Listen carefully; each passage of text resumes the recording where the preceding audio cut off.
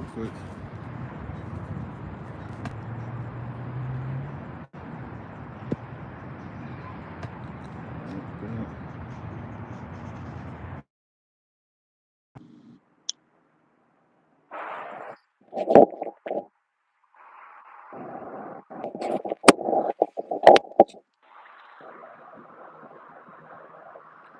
There we go.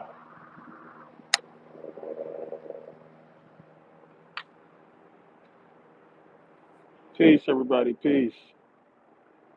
I see some new names in here.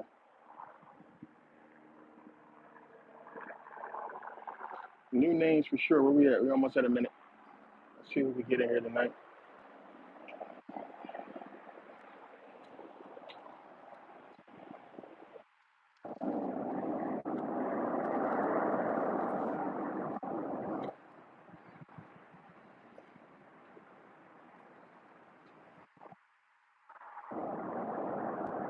Kevin, what's the deal? Some new names up top. Jay Williams, what's up? It's a very still night tonight. Like the wind is not blowing too crazy, so I shouldn't get too much feedback on this microphone. But it's like still, it's probably gonna pick up. I'm out here a little earlier than normal. We'll see what happens. Yeah, we got a little glitch in the matrix here. All right, there we go.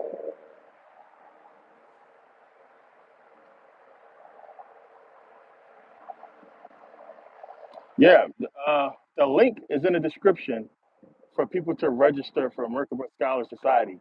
The thing is this: make sure you are not logged in to Merkabah Academy. You need to be signed out of Merkabah Academy. The link is in the description here, as well as the link for Merkabah Scholar Society. Again, I waited way long, kept that price the same. The price is going to go up, so take advantage. But the link is in the description. Just make sure you are not logged in to Merkabah Academy when you use the link. You need to be logged out. And you got to use that link that's in the description. Don't try to register on the Merkabah Academy register, like the homepage. Use the link that's in the description. I provided that link. Also, when you guys get the NDA email, you'll get that link as well to register. So make sure you guys use the link that's in the description, and that's the one you want to use. Don't use a regular Merkabah Academy. And then again, you have to make sure you register with a different email. So if you're already on Merkabah Academy, you want to use a different email to register for Merkabah Scholar Society. That's going to get eventually sent over to our database and put into the other site. Jacob, what's the deal from Boston?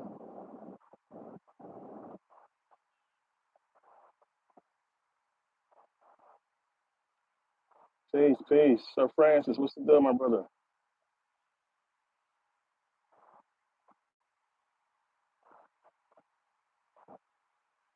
Marcus, what's the deal? Prince, what's the deal?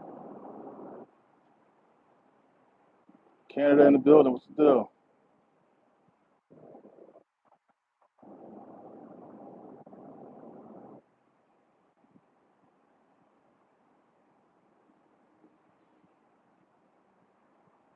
Yeah, if you're using the same email, you're gonna get an error. Don't use the same email. You gotta use a completely different email.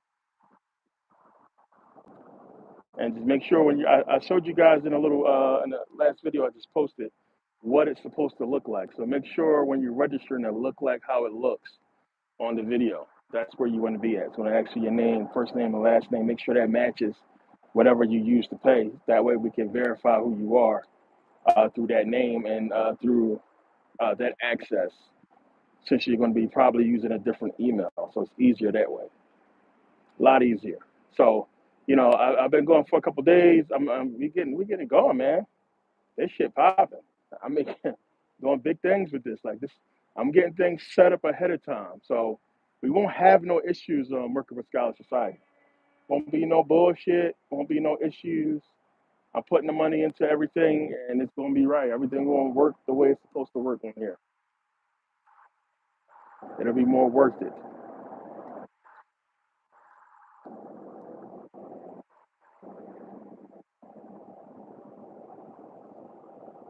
Say Williams, I appreciate you.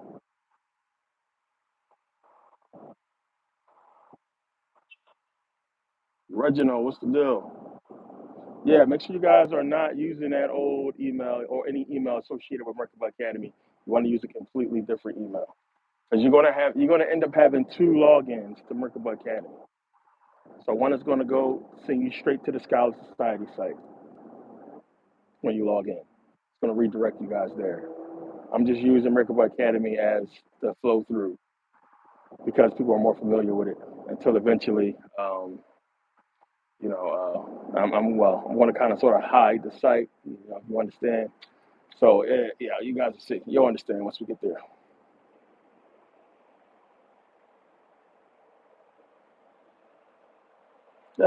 Kevin, my brother, you try to detox. That's what I'm talking about. I told you that shit ain't no joke.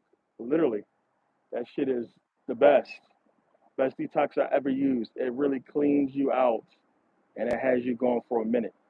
So I told you guys, if you use that detox, make sure you near a bathroom in 4 hours. Some people work on very fast.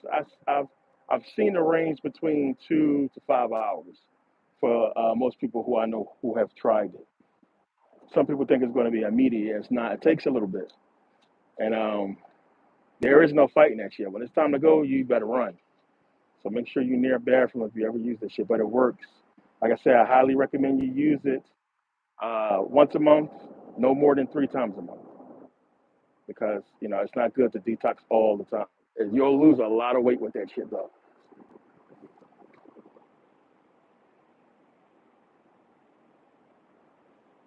Sorry, what's the deal? Sacramento in the building. Been a minute since I've been over there. Troy boy, my guy, what's the deal? No, you use a different email. Joy boy, make sure you guys use a different email.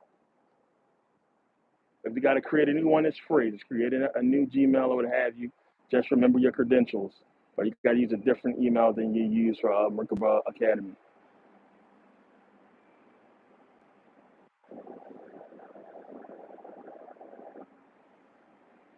Yeah, if you guys, some of you guys didn't see that live, I was showing the detox to use. Matter of fact, one second, I'll show you guys again for anybody who didn't see it. But like I said, I highly recommend. It's the detox I use. I've been using it for years. Um, I highly recommend you guys use it once a month, no more than 3 times a month, and it will clean you the fuck out. Seriously.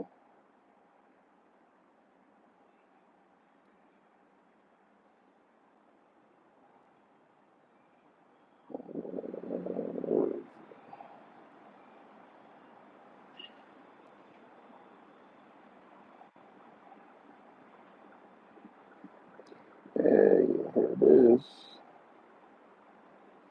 Yeah,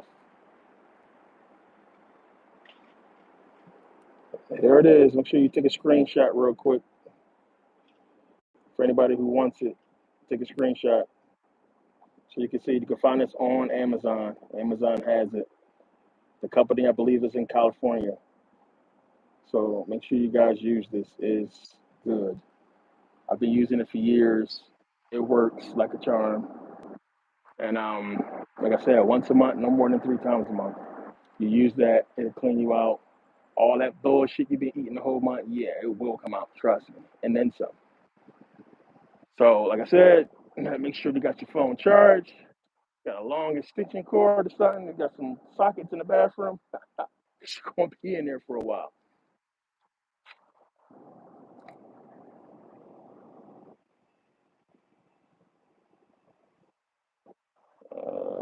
Marcus, what's the deal?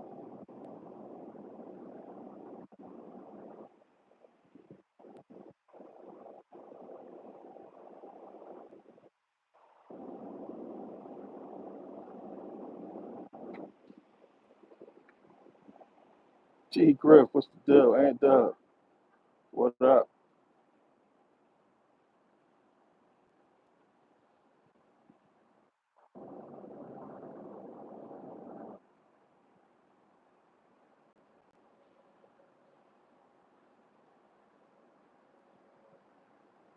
Teppy Slim, what's the deal? What a name. Yeah, so Francis, yeah, that detox is crazy. It's crazy. I got it from Slauson Swap Meet when I first started using it. I was at Slauson Swap Meet in Cali, and African lady recommended it to me, and I was like, man, she was like, it's like a Mexican blend, but it fucking works real good. It's all natural ingredients. That's the good part about it, and that shit cleans you out. And yeah, you'll definitely lose weight on that. You'll notice quickly, like you're gonna drop out 4 or 5 pounds that first bathroom trip, and it's consistent. So you know, you'll be good. So like, you want to use it. You take it in the morning when you first. Well, if you got shit to do, you got to be to work. Don't fuck with that shit unless you can get up and go to the bathroom whenever you need to. You want to take it on your day off.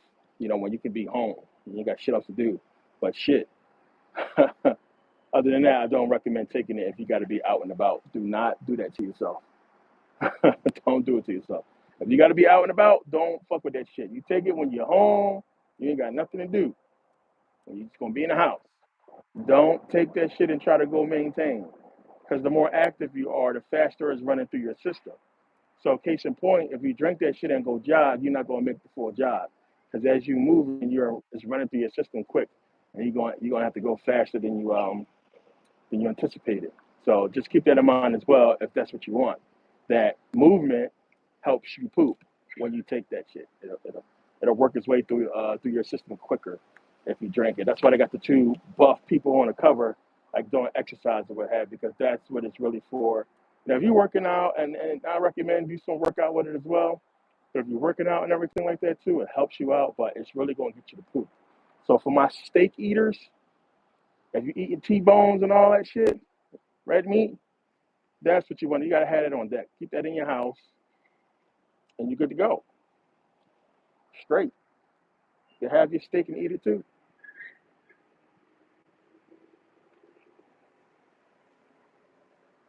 Still in Vegas.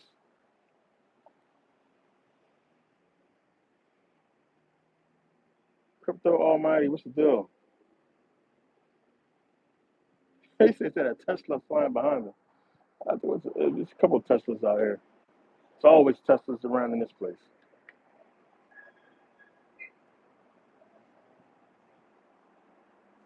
But yeah, I put out the video yesterday.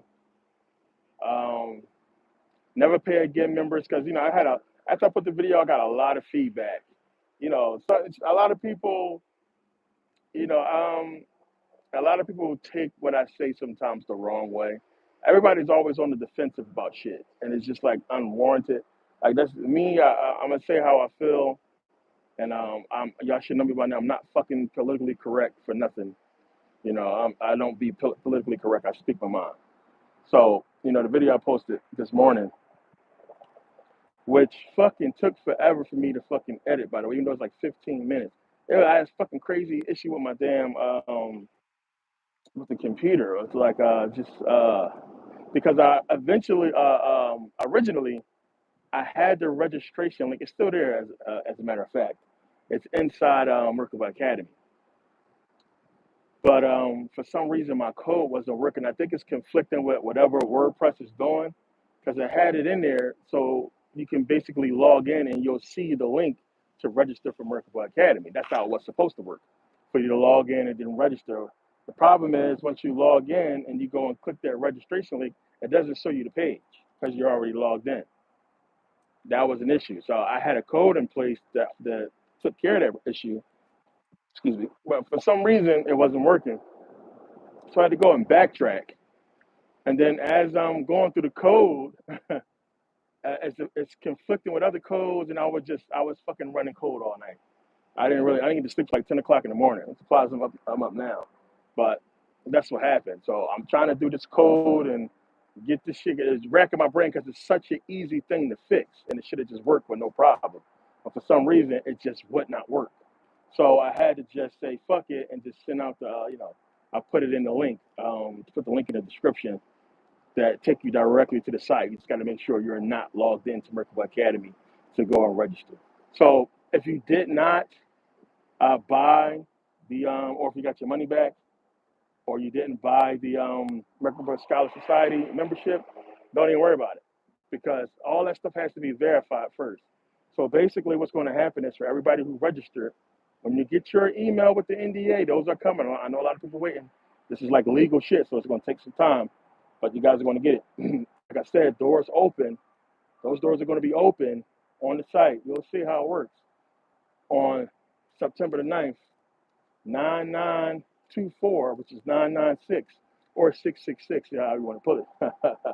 But those doors are going to be open, and we're going to get into that stuff. So you know for sure before that time you're going to have everything taken care of.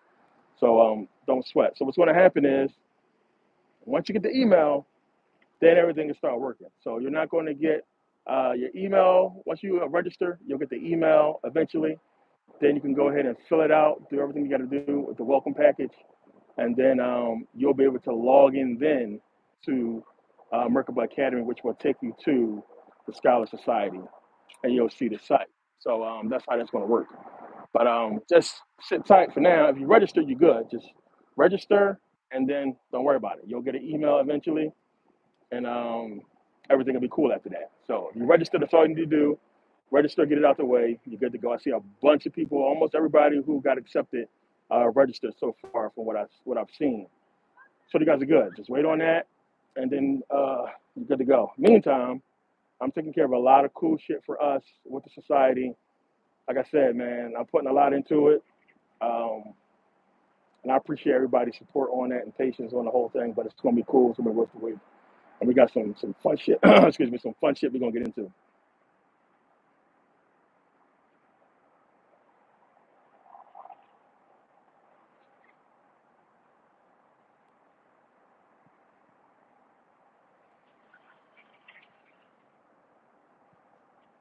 Carhabit King, what's the deal?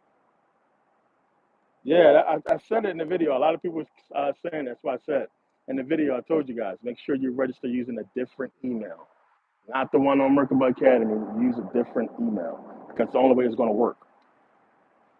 And just because how that database is connected to the Merkabah Academy database, and it's not going to let you run the same email. But it's better anyway because I would rather you guys use a separate email for Merkabah Scholar Society and just start fresh with that.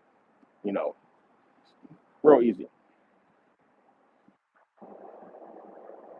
Now, if you register with a different email from which you purchased, that's fine. The only thing is, one is to make sure that the name that's on your purchase, your card, whatever card you use to pay, just make sure when you register it's that same name. If it's not, then when you get the welcome package, make sure you shoot me an email back and let me know what the correct name is if it's a different name, so we can take care of that. So it's not no login issues or no registration issues or what have you. We can get you taken care of because I know how that shit goes. Some people pay for their wife's subscription with their card, so it's the same name but two different accounts. Little shit like that. Just when you get don't worry about it until you get the welcome package. When you get the welcome package, it's going to come from Merkabah Scholar Society at gmail.com. When you get that, then let me know if you have a different email and all that shit, because I don't want to go into another email. I want everything in that email so I can know what it's pertaining to. So when you get the email, then you can let me know that you used a different car or a different name in the email. Don't worry, the email is going to ask you everything, so you'll be cool. So don't even worry about it. Just wait till you get the email, and everything will be taken care of. Alchemy, what's the deal?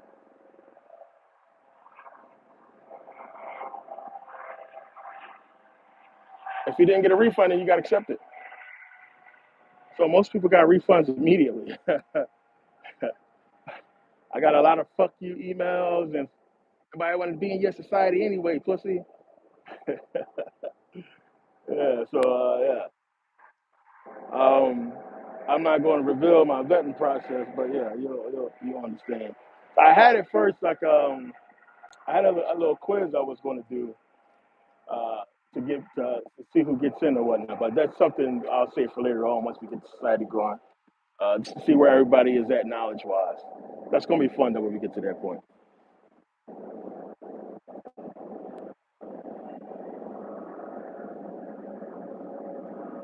But yeah, so I got a lot of emails from people, and Yeah, a lot of never pay again members, which I have a lot of guys, a lot of people didn't get the email. So before I ever even mentioned Merkabah Scholar Society on live, I had already sent out emails to never pay again members. And like I said, I keep trying. People be thinking I'm fucking lying or some shit. I don't understand. Like people don't always get the email. I send out emails. People don't always get it for whatever reason. Whatever that shit is, they don't always get the email. So I did send out a 1 day, one shot discount for Merkabah Scholar Society to never pay again members. Right. So a bunch of people was like, you know, they was mad about the video, or I guess they felt some people felt some type of way.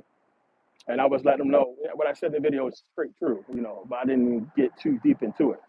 But I had already offered those guys. And some people was mad, like, hey, you know, you usually send us a discount for it. We didn't get anything. And I sent the email out fucking over a month ago. And it's probably buried in your spam somewhere.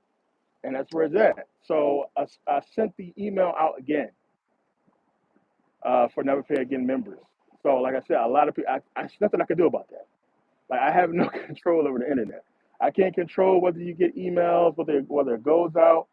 I'm actually hiring Constant Contact. I've been talking to this guy for the last couple of days. Constant Contact is going to take care of all those issues. So, with Constant Contact, if you guys heard it before, they are like number one as far as deliverability for emails, and not just that, SMS.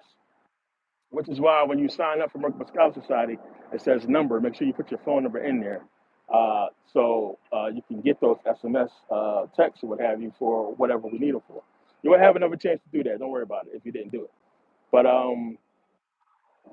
it's issues I've been facing. So I need a company that can monitor this for me and take care of those problems, so I can get you know uh, emails and SMS across to everybody who needs to get it.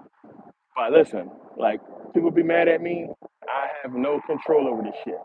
They got me fucking blacklisted. They got me fucking going through this goddamn uh, uh, whole fucking issue with everything that's digital right now. I don't want to say it's a target on my back or what have you, anything like that. I just know how it works when you're like at a certain level or you're doing business or whatever or what have you. There's always some type of issue they try to hit you with, so they can either sell you something or hinder your business. Who fucking knows? It's weird. I told you guys, like, you got to pay attention. Like, one, we got the algorithm we got to deal with. My whole thing is YouTube is the fucking hub of all this shit, right? We're on YouTube right now. I have over 107,000 subscribers. If I put out something, not all 107,000 people are going to see it. YouTube determines who sees what. Now, they say it's based upon an algorithm. So if you put out something that's pertaining to what somebody may have searched, then they'll see my video. They'll see my content.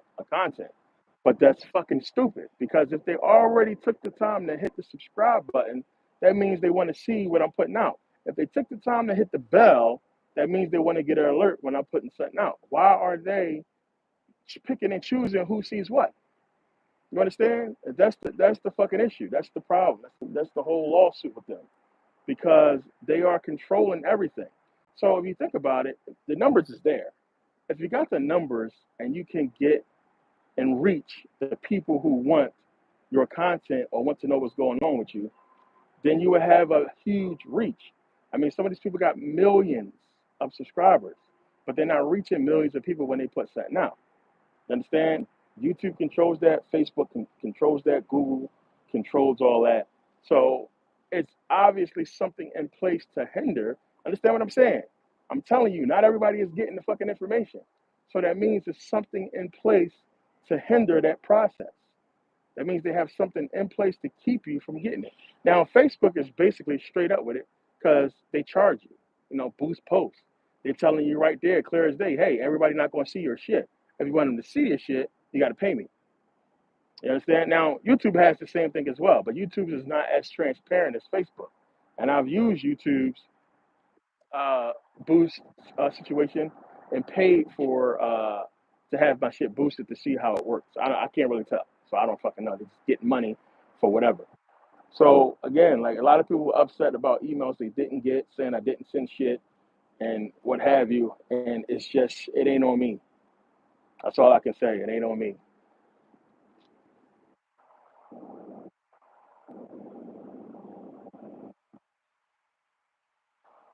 See, Griff, now we're gonna get into that. We're still discussing the society.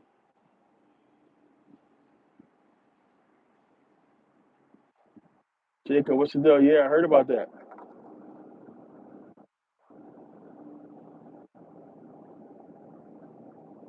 Yeah, what's that? Hour nine. Yeah, I wish it was 10K. It's not even 10K. It's less than that. It's less than that.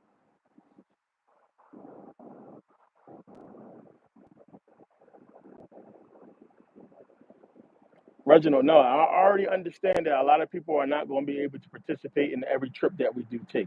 But as I said, you guys will get ample time ahead of time. Because how this is going to work, and like I said, we'll talk about this in the society, it's going to be based upon what we're studying. It's going to determine what trips we're going to take in what order. Because there's going to be an order to the whole thing. So it's going to depend on that. So we're going to get into some things.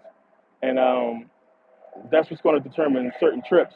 But there's also going to be like fun shit. You know, you got to go out and just see the world and experience it and have fun. Not everybody's going to be able to do it, but this is the thing. This is what I'm saying is understand because of the society. Like, don't worry about money. Don't worry about it being too expensive. I already have a hookup. So because we're going to have a group, I can get everything we're going. I'm talking about flights. Everything is going to be way cheaper than if you did it on your own or if you did it with somebody else. Everything's going to be completely cheap. One, but two, you're going to be able to make small payments towards it, and not have to worry about somebody pulling your fucking credit. You understand? So that's how it's going to work. And so whenever we do that, you'll have ample time. It's a whole system that's going to be in place for you to pay money here and there for the trips. And by the time the trip comes, it shouldn't be a problem for you to have taken care of it. So don't even worry about that. So if you got, it's going to be about time with most people. You got kids, you got to work, you can't get the time off, what have you. But I think you'll get enough time to be able to plan around that. And if you can go, you can go. If not, then you'll just you go whenever you can go. But we'll live stream every single trip, um, and yeah, we'll make sure that if you can't make it, then it'll be like you're still there with us.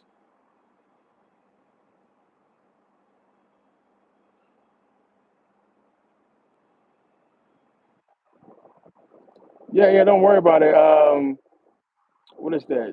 John John M341. Man, listen, man. I'm not even gonna say that. Some of y'all handles, y'all got, I don't know what the hell, man. Y'all got some crazy ass handles. But John, don't even worry about it, buddy. If you already paid for Merkabah Scholar Society and you didn't get a refund, you're good. Just sit back and wait. Because by now, everybody would you would have had a refund by now if you didn't get accepted. So if you didn't get a refund yet, then you're good to go. You're in.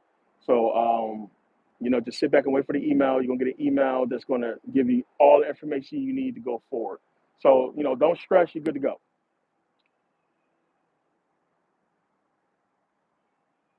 Arlette, what's the deal? Yeah, I heard that before. A lot of people said the same shit. Like sometimes they watch the video a couple of days ago and they go to their history and the video is gone. Like a bunch of my videos was deleted by YouTube. A bunch of my, depending on what country you're in as well, a bunch of them are shadow banned and completely banned in certain countries. So it's crazy. Like how YouTube gets you is crazy because I posted some shit years ago that obviously got uploaded, got thousands of views, and was fine. Excuse me. Then what? Years later, they want to fucking say, "Hey, this violated a policy," huh? How the fuck now are you just figuring this out like 5, 6 years later that it violates a policy, or like a picture I had in there that somebody was holding a sign saying anti-vax or something like that. The whole video gets taken down because I posted a picture of somebody holding a sign talking about vaccination. So now it goes against their fucking vaccination, their whole policy, and the video got taken down. Like it's just fucking nuts. Like it's always some shit. That's why, like I said, Scholar Society is a must. Like I can't really bang with this fucking platform, and I already know what's coming. Like I said, I told you guys. First of all, one, remember before you could post any fucking picture you want You can post a picture of motherfucker being hung from a tree, slavery, all that bullshit. You can't even post that shit no more. You can't post none of that Jim Crow, slavery shot. None of that shit can be posted. They will either censor it and take it down, or they'll ban you or some shit like that. Like everything is being censored. They're getting real sensitive about history. And that's what we leaning towards. Like everything is fucking sensitive. Everything is just like there's always fucking some type of disclaimer. The smallest shit.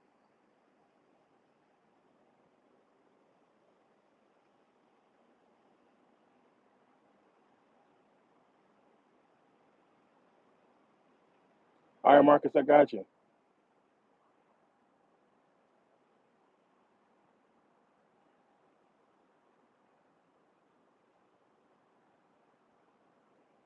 Crypto Almighty, if you're not familiar with this channel, trust me. You might want to don't even worry about it because you're probably not going to get into society anyway. Um, don't even worry about it. Like it's a lot you gotta learn or understand, like what we do and what we talk about around here for you to get with it. So trust me, the Scholar Society is not for you. So save your money.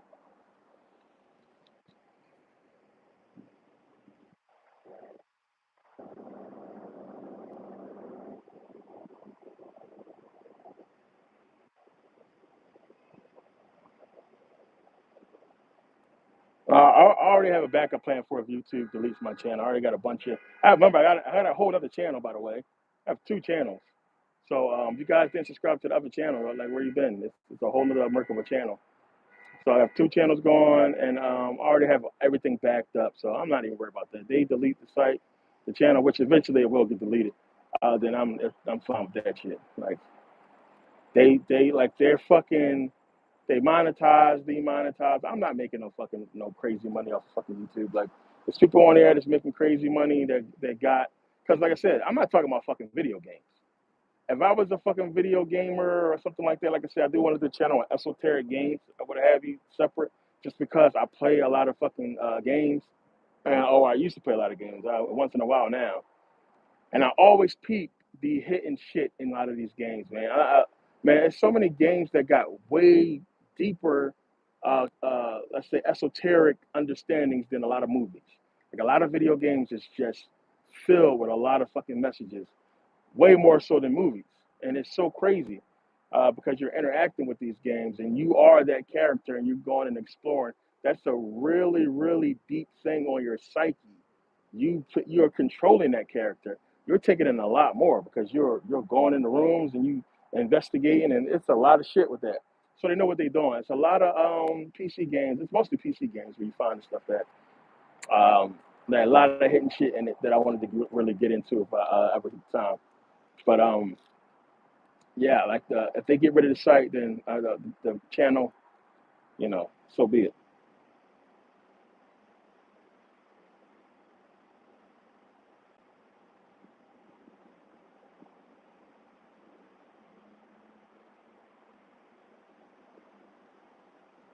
Yeah, Assassin's Creed.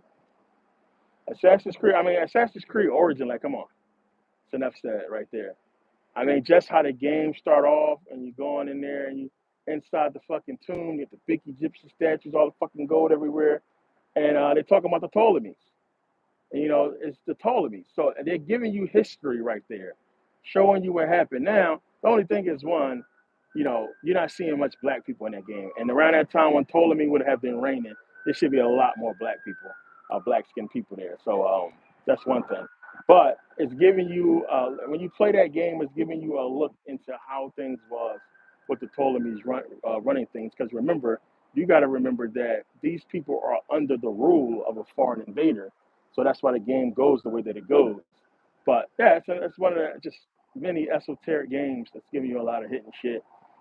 Um, I think a lot of people understand a lot of these games just give you a lot of hidden meanings.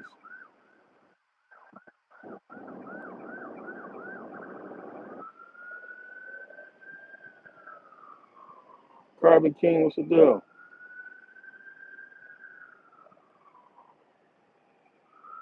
Yeah, Assassin's Creed Origins. What's that? Assassin's Creed Black Flag. You get into the Moors with Assassin's Creed. You get into the Ptolemies. You get into a lot of fucking the Arab history, because Altair, he's Arab, Persian. When you get into the bloodline and everything, and just the animus itself is just giving you so much like understanding of where they at technology wise, and just like letting you in on what the possibilities could be. I mean, think about that. The machine, and you getting in the machine and it's taking you back through your memories and time, and you can actually interact with that shit. Like what is that? I mean, that's one of the craziest things about that game, that it's a head scratcher. Because it's like, wait a minute, you're in the animus and you're going through your memories of your ancestors, but you're interacting with that time period, you know, and in doing so, can you change time? It seems as if he has free will, like he's there at that time, or is he just going through the steps that his ancestors went through, back in the day? It's a deep fucking game. So, and the movie was pretty cool too. I was actually there, where he was at in San Francisco with a big church. You guys saw the photo. I was there in Spain. A lot of those sites in Assassin's Creed. I was at a few of those sites before, but the church was one. That's one of the reasons why I went there. Remember, I talked about that in the Moors, the first Moors DVD that I put out, because I was at that church and it's pretty cool. Yeah, accessing memory through DNA. Your DNA contains all that shit. Yeah, exactly, Jacob. The orb had the fucking that power in it. I mean, it's a deep movie. I mean, deep game. So it's cool. Like it's a lot of games like that that get into a lot of deep shit. I mean, Resident Evil itself is still a deep game. The bio weapon, just giving you an understanding of how what's possible. I mean, like I talk about with the Walking Dead. You gotta understand we are the Walking Dead. Like The Walking Dead, you talking about zombies. It's not even the zombies you got to worry about. It's the fucking people you got to worry about. Fucking zombies are zombies. You understand them. You know what they are, what their nature is. It's the fucking people that's the problem. So it's just an understanding of what we facing today in some aspects, that these people, the fucking world came crashing down, and these motherfuckers still appealing to the demonic evil side of themselves to survive, instead of them coming together and ridding the world of fucking zombies or trying to figure out the problem. You got to worry about people. It's fucking crazy. Indro, what's the deal?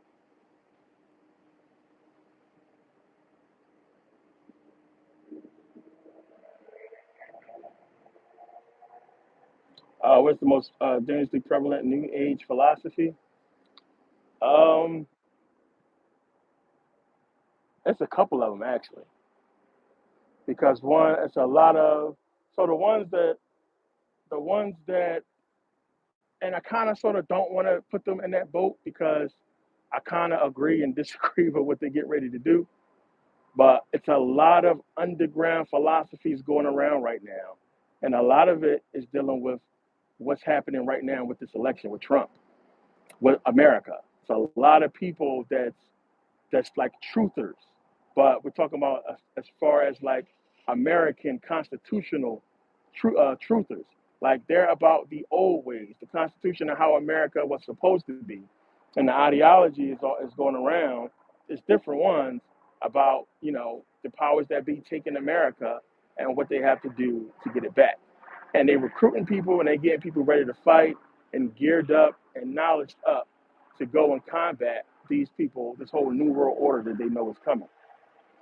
So to me, that's one of the most dangerous philosophies, because it's going to just cause a lot of civil war and chaos and what's going on. Two, it's these people trying to mix in. I told you guys this was going to happen.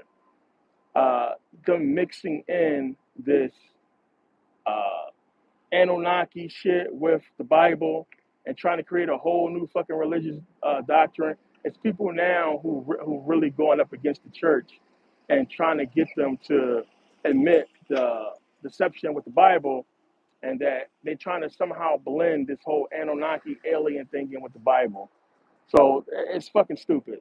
It's what you're hearing from Billy Carson a lot right now, and he's pushing that, but it's other people pushing it as well.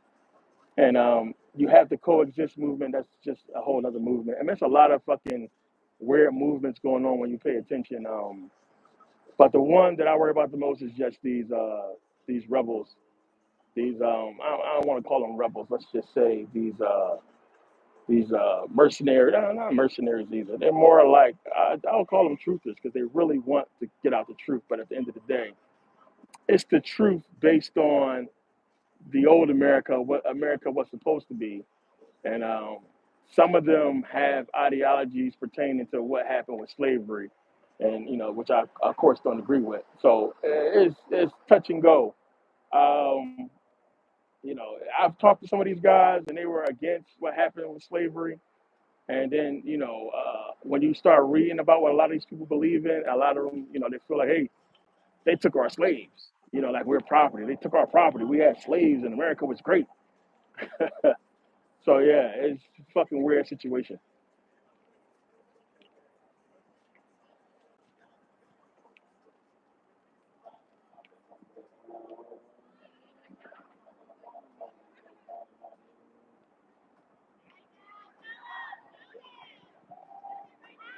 Yeah, it's a lot of philosophies out there. Like, cause listen, this is the thing, and like I remember a few years ago, it was like a long stretch of me talking to white folks. There's still a lot of white folks that follow me, but it was a long stretch. I remember us getting back to back. It was like I could tell what was happening. It was a white person saw my message and they shared it with another white person, and they shared it with another white person, and then a lot of them started hitting me up and asking me questions.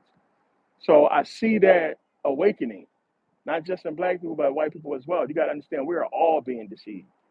We're all being deceived. It's divide and conquer like a motherfucker, but we're being deceived. And they're being deceived in a way that's going to lead to them getting wiped out and messed up too, because they don't really give a shit. Of course, they don't care. Like, like people think, that's why I said, leave that black and white shit alone. It's stupid. Leave that shit alone. We see what they're doing. You have to, it's the same thing they're doing with our black athletes. So they're giving black people fucking millions of dollars to go play sports. 100 million, here you go. So you can't say it's a favoritism thing. It's we're going to pay you whatever we got to pay you, or put you wherever we got to put you if you're going to aid the agenda. They don't give a shit what color you is. It's just black people is mostly pertaining to entertainment, of course. But they don't give a shit. It's a lot of fucking black folks getting way more money than white folks out there. So that's just something to not even argue about. But so many white people who want to know what's going on, like what the fuck happened. Um, a lot of them want to know, like, where they come from.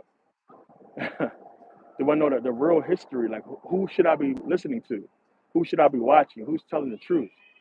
And it's real easy to get caught up in that fucking bullshit history that's been told to a lot of these white folks. They shove it down their throats in school. Do you think the fucking suburban school system, their history class is the same as the African American history class in the hood? It's two different histories they teaching. They're not teaching the same history. I guarantee you, they're not talking about fucking civil rights movement and slavery in the white suburbs. If they do mention it, it's very brief. But I guarantee you, they're not getting to that history. We know they're not telling them the truth about Africa. So it's a lot. You got to think about that. So then you got to remember that the algorithm caters to what you search, and it kind of fucking feeds your ideology if you search and looking for a certain thing. And then now your Google searches and then your YouTube searches is going to give you all that wrong information that you're looking for. So there's a lot of people out here walking around with just wrong knowledge and just it's messing them up.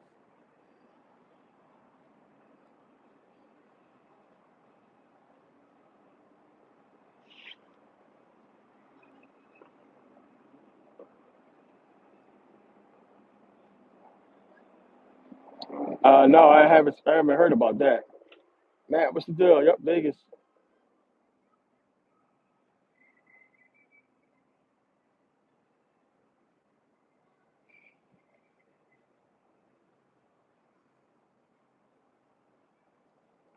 Astro, what's the deal?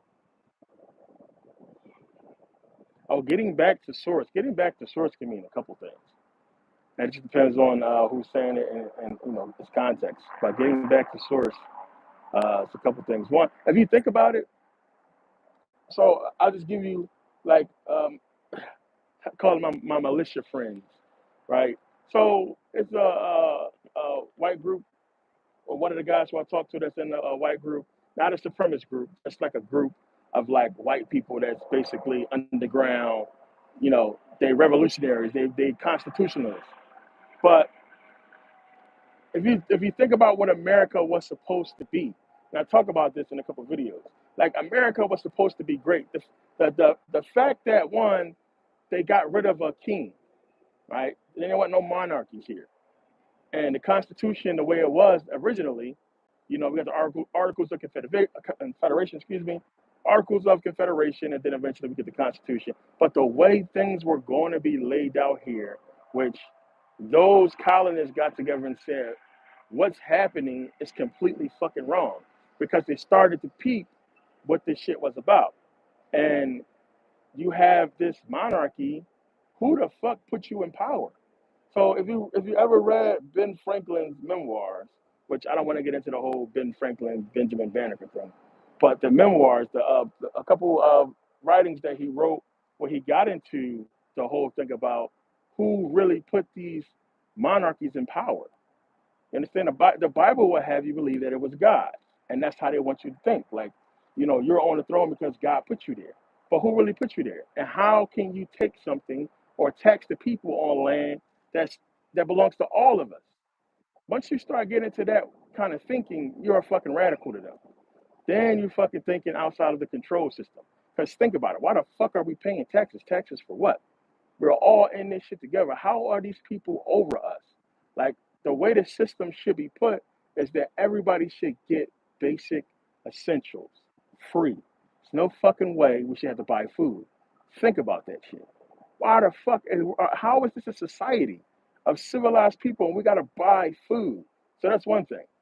So that was looking at things in that aspect, and then understanding, okay, fuck it, they're in power, it is what it is, but we should be able to at least control our own system of money and how we patronize each other, what have you. So that way, through commerce, we can grow our society and go be okay. The way it was set up back then was perfect. It would have been fine. Everything would have worked out correctly. The people would have been fine. Remember, the people back then were sovereign. They were sovereign. So sovereign means you're basically the same as a king, right? Sovereign. You're the same. Everybody was on the same par. That's what they came to the conclusion with, or the understanding of, with the colonists, right? So again, that's another way you can see how America was infiltrated and taken over, because they took away the sovereignty of the people and basically made them black slaves. A lot of white people hate when you tell them that shit. You're the same as a black slave. So we're now all under this constitution that basically was really made for the black slaves who were free, getting ready to go out into the world. They made blacks law. They made a whole entire system to basically govern them. And then once the money powers took over the country, then they basically enslaved every fucking body because they didn't give a shit. So I mean, we're all still slaves, not realizing that we're slaves. It's real deep shit. So what's going on is, and excuse me for going too long on this. So what's going on is, finally, you have these white folks that start to understand this shit. They putting everything together and they're like, yo, what's going on is fucking wrong. Because so much time has passed now to where people are like, it is what it is. So what? I can still go on vacation. I can still win $1 million tomorrow. I can still feed my family. So the fuck what? They running shit. I don't give a damn. I just want to live peacefully. So that's where we're at today. Motherfuckers don't want to die. They living okay. They don't give a shit who's running what, and it is what it is. But you have groups of people who are saying, you know what, we could be living better. The system is not the way it's supposed to be. We need to. It's some kind of. And then when you mix that shit with religion, then it becomes dangerous, because people have you believe that, hey, this is the ungodly way we're living. This is wrong. Da da da. And yeah, it just turns into all kinds of different crazy ideologies that's going to lead a lot of people uh, to being fucking dead.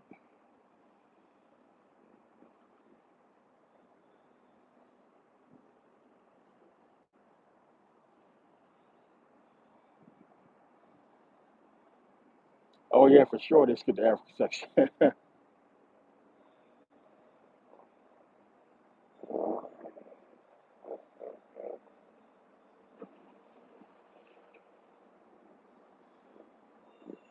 Carbon King, I appreciate you.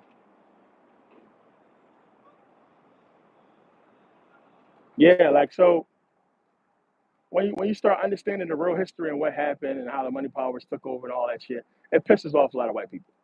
You gotta remember, man, white people done brought down fucking kingdoms, man. A lot of history, you see what happened to fucking Louis XIV. See what happened to Marie Antoinette. They motherfuckers was greedy, and they got what they deserved, off with their fucking heads. So, they know what the people are capable of and what the people will do. And as I talked about before, I told you guys, we beat them. The War of 1812, the Civil War. This is black and whites fighting together that beat them already twice. We already beat them. But, they got smart. They used their fucking brains. If you can't beat them at war, we're going to find another way into taking over this country or taking this shit back. And that's what they did, the whole fucking loophole. So now we tied up in all this legal stupid shit. The fact that nobody questions the fucking Federal Reserve and they put that in the Constitution, get the fuck out of here. Excuse me. Nobody could question the national debt. We can't get a public audit on the Federal Reserve. We can't get independent fucking auditors in there to do anything.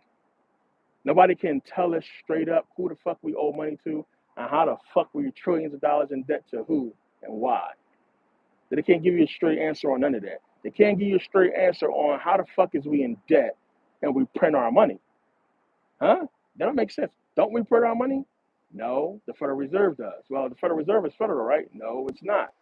So when you start getting into this whole fucking line of questioning and think about all that shit, then, it opens up a fucking whole box, a whole fucking can of worms for them. But it has already happened already. Every time these motherfuckers step on that podium in Congress or in the Senate, and they get up there and they talk their shit, how is nobody saying, hey, how the fuck are we in debt and we print our money? And then that's just, that one question alone opens up everything. Because that's a fucking dangerous question. And I would love to see them tiptoe and dance around it. Somebody asked the question, eloquently, calmly, real simple question, and got kicked out. This happens a lot. A lot of people go in there and they try to ask those dangerous questions and they get kicked out. And who knows what happens to them after that. But if you just pose that question to somebody, they're gonna fucking break down because there's no way you can really answer that question. How are we in debt and we print our own money? The answer to that will be we don't print our money. The Federal Reserve does. Okay, well, is it a Federal Reserve federal? No, it's not. It's a private company, a private entity that's owned by bankers. Some of them, and they'll tell you if you Google this shit, it'll say, well, they don't reveal who owns the fucking the Federal Reserve, but they're quick to say they are not foreigners. They are not foreign bankers. By now they're not. Because by now, they have family members that could be owners that was born here in this country. So it still can go back to the old country. But there's a lot of people that's seeing these motherfuckers, they running shit. And they're not really Americans. They have more interest in European endeavors than American endeavors. It seems like they're ready to abandon this ship and let this shit sink. We don't make nothing. Like, what do we do as a country besides America? Oh, it's the fun place. You can go make money, but the people that's making the real money is sending it the fuck overseas. So as a person who really believes in America, though all those people that's, flying their flags and all that shit that really believe in the Constitution, they're starting to wake up and see what the fuck is going on. And they want answers. They want answers. So a lot of people, Trump appeals to a lot of those people who believe that Trump is the fucking guy that's just like, oh, this is stupid and oh, this is wrong and he's going to fix things. But he's in on the whole thing as well.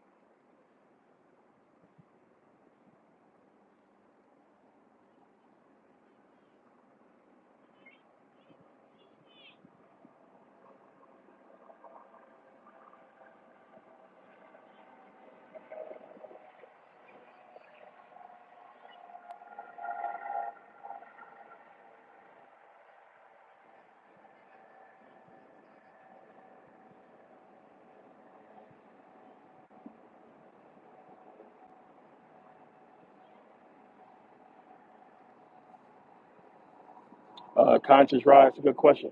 Um, yeah, of course, the world, well, white people for a long time don't like melanated people. You can't say the world. White people aren't the world. They just like, it's them.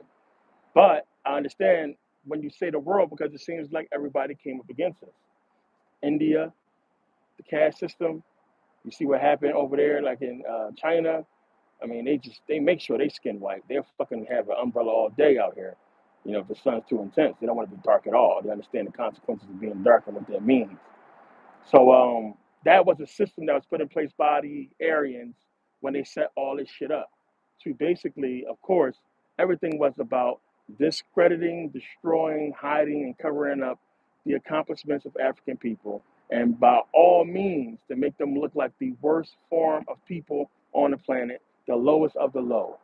Because you would have to be, think about it. You're talking about the original man.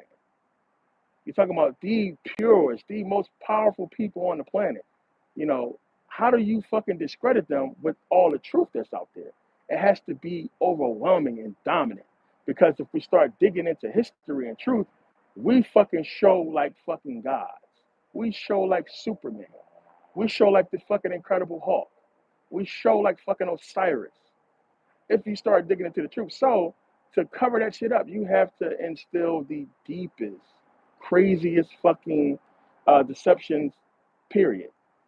And that involves the Chinese. That's why the Chinese get a pass on everything. How the fuck? Think about it.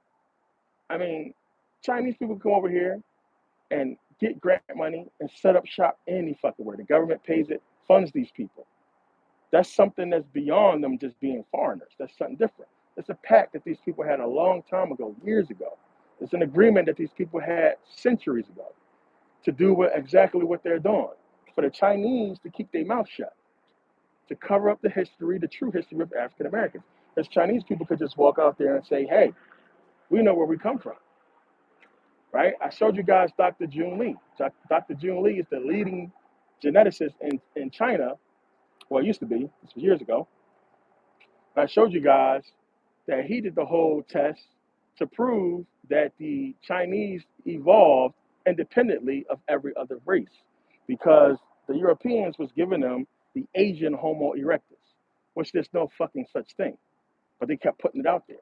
So you had Dr. Jun Lee and his team, and this was all, you know, a big deal. They did the fucking the test, and they basically took a bunch of fucking coded DNA from people from all over China. And they ran that shit against the so-called Asian Homo erectus, and it didn't match not one of them.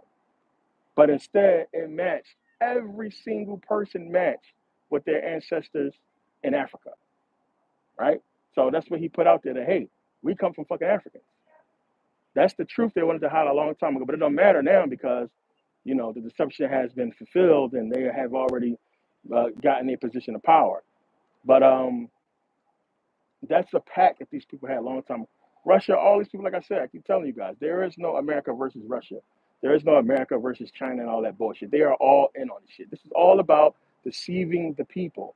There is a collective fucking group that's in power.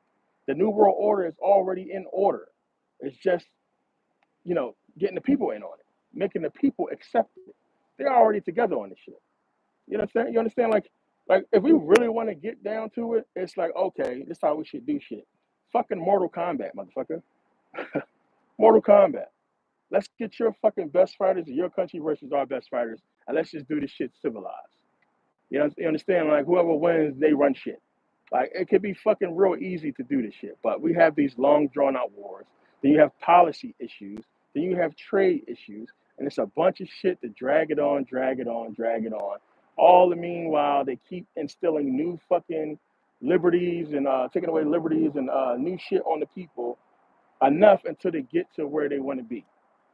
So it's so much behind the history of how these people came into power that involves them destroying the history of black people. And I talked about that in the video about the many hidden accomplishments of African people and just about the origin of all the races. I talked about that in that video as well. So you can see the deception and what happened and how we are where we are. But make no mistake about it, all you understand what you're saying by saying that, you know, it seems like we've been hated over the years. That's by design. That's by design. When you go and look at history, you can see exactly what happened. The Aryans came in, they mixed in with everybody. They mixed in, then they moved into positions of power, and they took over. And that happened all over the fucking world. That happened everywhere. They are controlling all this shit. So even though it may look like an Asian face on the throne or in the fucking White House or, an Indian face or what have you, they all being ran by this white man. They all make moves based upon what these Europeans are doing when you pay attention. I mean, China supposedly got the most fucking people. They can go, like, who's going to beat them? And you see how well trained their troops are. Who the fuck going to stop that? We're going to go invade China? Huh. But, it's a lot deeper than that. It's not going to happen. This is just, I told you guys, this shit is a stage. It's WWE. All this shit is going to be done just to bring about, for us to accept this new world order. Fred, what's the deal?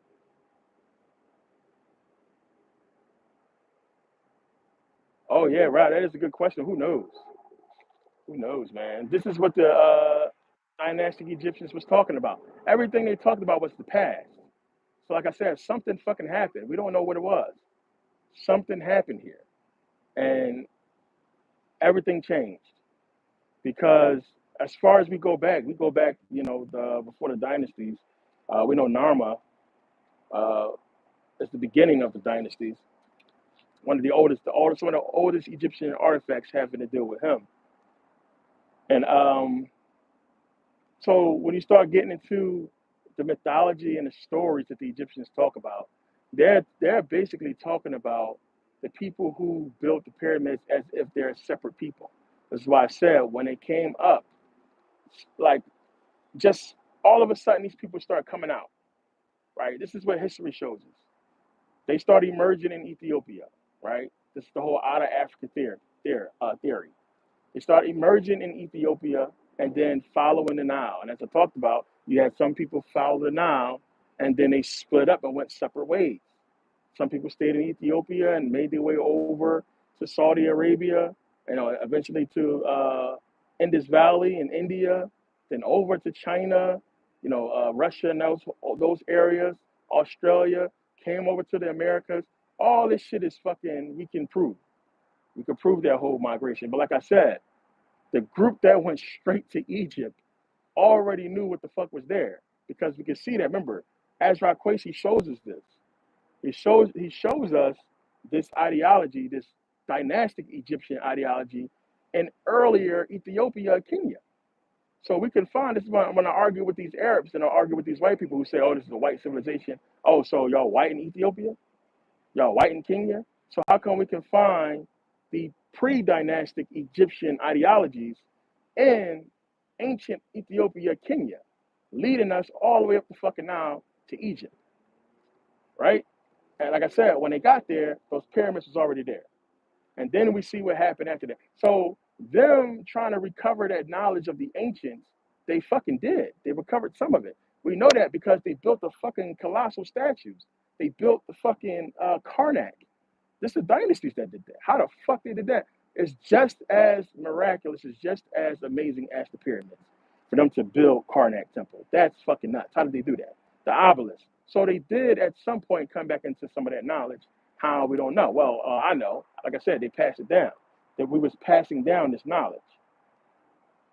So the before the dynasties, like I said, that something happened. And like only thing we can get into with that is to look at what a lot of ancient civilizations say, and they were talking about even the Dogon, they were talking about beings coming down and basically uh, teaching them, or who knows what they was doing really. But like I said, I get into that whole thing about what happened and why they left and everything like that. It's deep shit.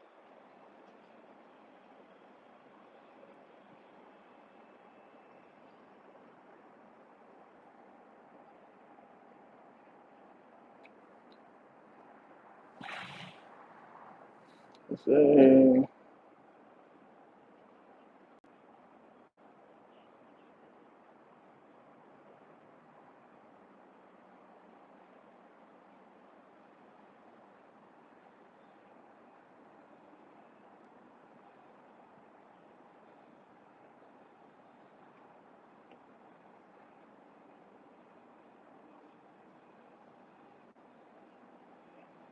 Derek Burns, I appreciate it. Yes, sir. I'm good.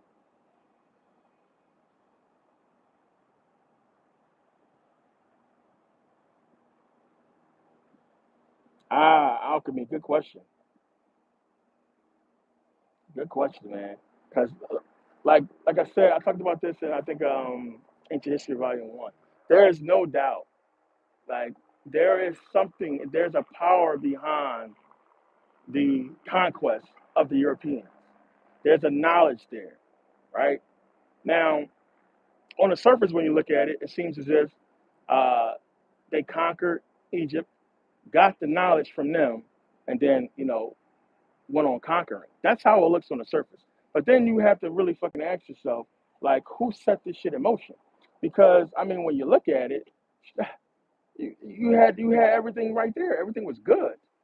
You had one, the Egyptians helping y'all grow your country, right? Giving y'all knowledge, allowing y'all into the mystery schools.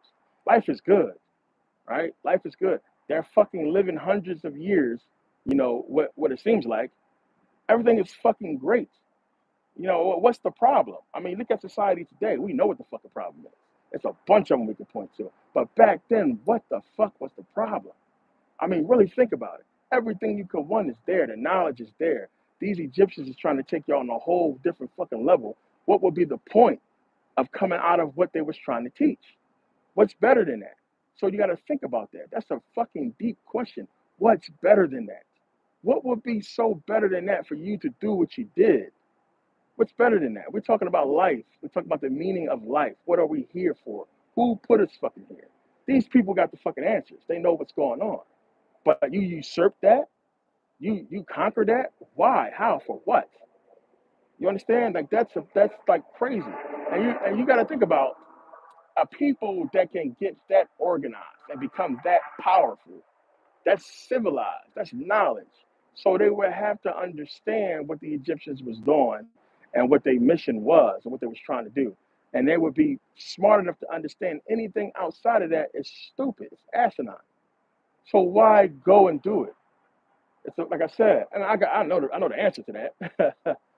I've talked about it a bunch of times because it's the only thing that makes sense. But again, there's a power behind them, obviously. Somebody who gave them that original knowledge, one, and put them in position to do what they was doing. And the only thing that fits is an entity that can come and go. Because if you keep giving them, if you give them the knowledge that you possess outright, then they're super powerful, right? They're super powerful because you got way, like we're talking about 3,000 years ago, they got the knowledge of today already. Back then they had the technology we're talking about today that we see and they had it back then. They had that shit already. But it has to be in steps with them. Everything has to be according to universal law. So, I mean, think about it because one, getting that knowledge from Kemet, them using it to do what they did, and then how everything just was like, we're going to keep stealing from these people to move forward. As if somebody said to them, we don't got to tell you shit. Go take it from them. They got it. Go there and take it. And they got it. What does that sound like? The fucking Bible. Just like the Bible. If God is God, right? This God we talk about created everything. Just give it to us, right? Just give it to us. So God, who has the power to put knowledge in your head and make you have power, like fucking Moses had fucking powers. Aaron, think about what fucking Elijah and Elisha was able to do. Powers, right? You got all this power, but we got to go and fight and take the land for ourselves. You can't just go down and send an angel to these people and say, hey, give them the land, it's theirs. Why the fuck we got to go utterly destroy them and kill them? It don't make sense, right? It makes sense in a way that whatever being that's in power that's telling them to do shit can't really do what he says he can do, or he has to follow a certain fucking set of rules, right? In order for this stuff to work correctly. And when you understand, I broke all this shit down. This is not a lot of videos on this. Like when you understand how shit went and how stuff was broken down with the Bible, it's giving you that shit. So you got to look at the real life history and then the biblical history, and it's telling you exactly what happened. So there are rules, as I said. God could have just said, I'm going to wipe these people out, snap of a finger, and here go your shit. Let's take the land. Why? Go and utterly destroy these people. Then when you go and read in the Bible that, oh, wait a minute, the Hivites and the Perizzites and the Jebusites and the Girgashites, the Amorites, the Canaanites, all these people come from the line of Ham, which Ham is supposed to be the progenitor of African people, right? So basically, God is saying, hey, go and conquer these fucking niggas. Go conquer these black people. What happened in real life? They went and conquered these black people. That's a fucking coincidence? It can't be. So you understand that the Bible is also telling you who the fuck gave these people these orders. So if you're on the outside looking at, remember, everybody, I talked about this in Saturn Satan Final. So think about it. Remember, they're going to these tribes, these African tribes. What are they worshiping? Saturn. Every single one of them. Saturn. All these different names, I told you guys. I broke all this down in Saturn Satan Final. All these different names, all that shit traced back to Saturn. Every single one of them. Right? So when you start understanding what the Bible is saying, you start looking at world history, you can tie all this shit together and see exactly what's going on. And it's giving it to you right there. It's deep shit, but it's right there. You just got to know how to pull it out. Like, I'll get into this in some videos.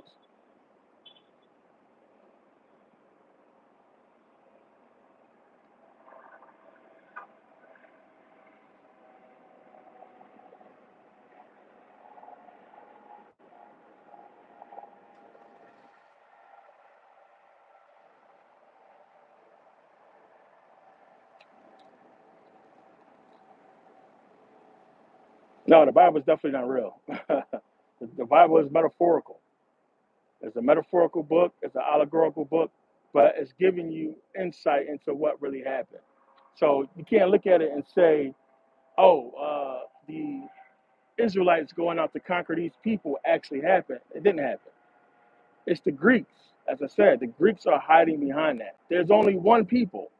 Just like there's only one people with Deuteronomy 28 that this fits, it fits black people only. There's no other people on the planet that Deuteronomy 28 fits. It's clearly talk about black people. But it's the same thing with the Israelites. Same thing with the Israelites. Now, on one side, the Israelites clearly, because we talk about the Israelites in Deuteronomy 28, clearly fits black people. But on the flip side, their conquest fits only one people, and that is the Greeks, right? It's the only people it fits. So everything you see later on with you can say the Romans too as well. You can throw them in but towards the end.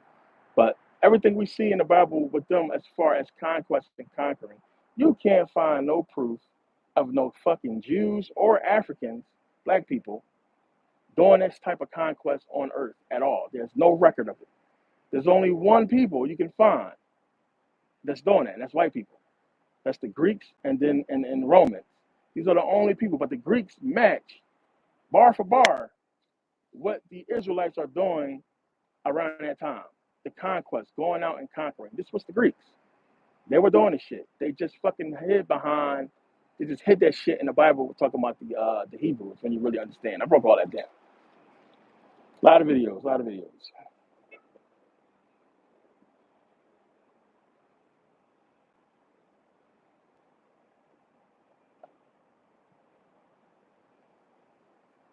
No. Like, you guys gotta understand. One, the oldest manuscripts we have for the Bible are not the same as the Bible you grew up reading, the Bible you know, King James Version or what have you. They are different. So that alone crushes anything, holy and spiritual anybody wants to believe about the Bible.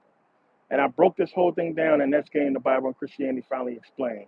I read it to you guys in Greek, how different the Bible is. And that in Greek, in the oldest complete manuscript called the Sinaiticus, I showed you guys, it's not even Jesus' name is not even in there. Jesus' name is nowhere to be found in the oldest biblical manuscripts. So I proved that to you guys. I showed you guys that. So one, we know for sure there's a bunch of different Bibles, and they are different. That alone kills everything. Nobody see these people so brainwashed, they can't accept it. The oldest biblical manuscripts we have are not the same. They're different. This challenges a divinely inspired, inerrant, perfect word of God. It don't exist. So what are we talking about here? What are we talking about? It's people who accept it and people who don't, right? It's like me keep trying to tell you that your fucking car green and you insist that it's red. It's fucking green. Look, you insisting that it's fucking red. Hey, Dad, what color is that? It's red. What the fuck? You stupid too. This is what's going on. Fucking clearly it's green. But these people just don't want to accept that shit. 1 + 1 = 2. They don't want to accept it. So again, You got faith, you got belief, and then you have facts and history, proven facts, proven history. And this is where we are. You have the people who are operating on faith, who choose to believe what the biblical book says, even though it's full of so much fucking errors and problems and issues. Then you have real scholars. Real scholars. We are so fucking lucky that they exist and existed. Real scholars, real people who got fucking critical thinking, right? Who could think outside the box and say, hey, something ain't right with this shit. And actually went and looked, right? So when you go and look, clear as day, the fucking car is green. 1 plus 1 is 2. What the fuck is these people talking about? And then when you start to crack the codes, and that's when it gets real good. That's when it gets fun. When you start to fucking crack the codes and start understanding what these people put out here, like, it's deep. I don't want to say too much. It's deep. We'll get into it.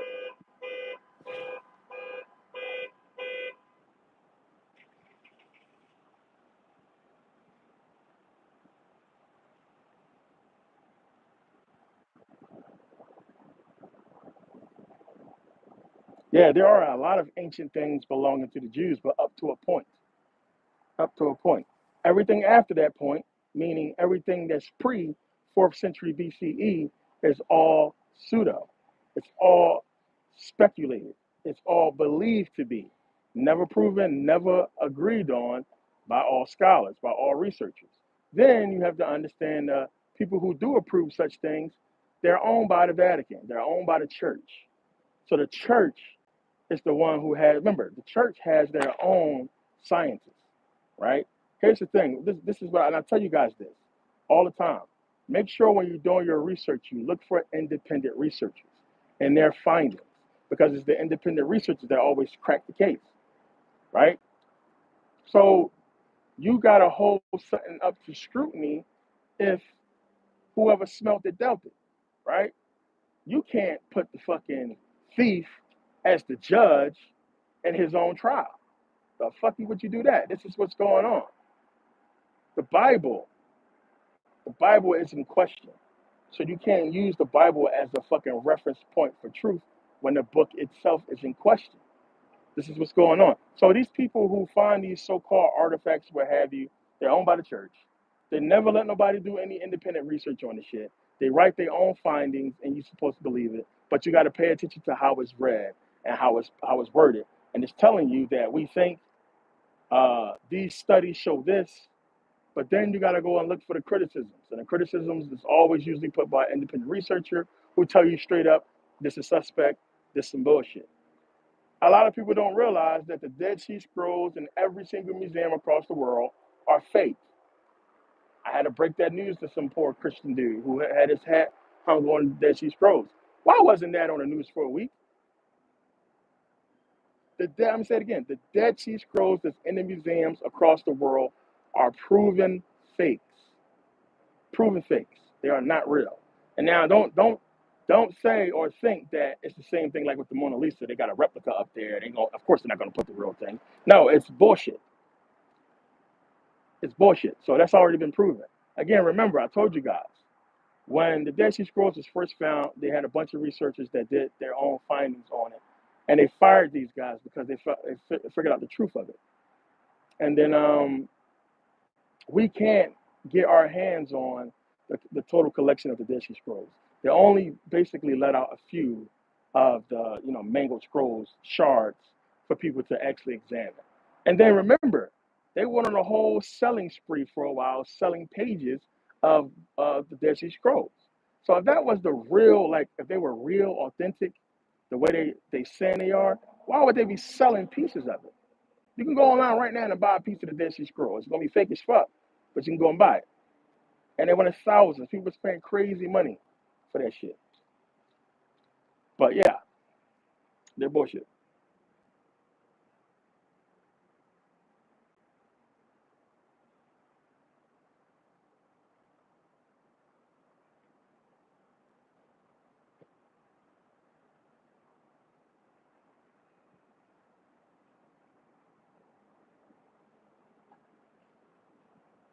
Good body, twofold. No, I'm not a Mason. Hebrew is Greek. Yep. Who was that? Tasmin. Hey, yeah, awesome question. Awesome question. I mean, like, besides the obvious, right? Like, for real. Like, why the fuck did they give the slaves the Bible? Why? Why did they teach them the Bible? Think about that. You got to think about that. I mean, I get into this, but you got to really think about it. I mean, think about it. So, one, if the Bible is saying what we are taught the Bible is saying in church, turn the other cheek and God is good and what you're doing is evil and wrong and so on and so forth. How are they doing evil shit and winning? Then the whole fucking part about slavery. Come on, man. This is why I get mad at black people, man. They fucking piss me off with this shit. I get so fucking pissed because it's one of the things that just stood out to me. One, you can't tell me we have a loving, peaceful, merciful God, and then this motherfucker turns around and say, "Hey, if you don't listen to the slave master, you're gonna get your ass beat." What? The same Jesus who seen a woman about to be stoned for adultery, and basically hey, let he who is without sin cast the first stone, and they drop their stones and walk away. The same Jesus. You are fucking sick. I'm going to heal you. You're hungry. I'm going to feed you guys. This shows compassion, right? This shows a person who has empathy, right? So, all that being said, how the fuck is you allowing slavery, bro? Come on, man. How is you allowing what happened to these African people to happen, right? But you're fucking loving and you feeding fucking people and healing lepers. These motherfuckers is cutting off our dicks, castrating us, raping our fucking women, throwing the fucking babies that they had with our wives, feeding them to fucking alligators. But Jesus, like, come the fuck on with that shit. But it just so happened we have this whole thing with slavery that's tied the fuck up and and condoned. It don't make sense. The only thing that makes sense is obviously the people that enslaved us has something to do with the creation of this Bible that's condoning what's happening to us. So to give us the book, one, we didn't read English. We wasn't reading it. They taught us how to read the book. They pointed out and picked parts of the Bible that was catered towards slavery, right? So you got to look at all that, and it's like, I mean, obviously, the book was an indoctrination process that was meant to appeal to the hearts and minds of black people in America because they know that's how we catch on. That with religion, that's how you get us, and we haven't let the shit go since. It was powerful. We haven't let it go since. So once that shit happened, indoctrination process happened, that's what it was all about. We got that in us. They had us ever since then. One is to try to instill into these slaves morals, right? That don't fucking have an insurrection or don't come up and kill me in my sleep because God said what I'm doing to you is right, right? So that's a part of it. Part of it was out of fear to give them some type of, you know, um, understanding of consequences. Because one, if you're a fucking plantation owner and it's two slaves for every fucking person that's in the house, at any moment these fucking slaves can have an insurrection and it's over. Your ass is hanging from a tree. So giving them the Bible and giving them these morals and instilling this fucking ideology in them was one way of saving their own ass and saying, hey, God said this is how it's supposed to go. And since we just spiritual people anyway, they knew we would take to it, and we did.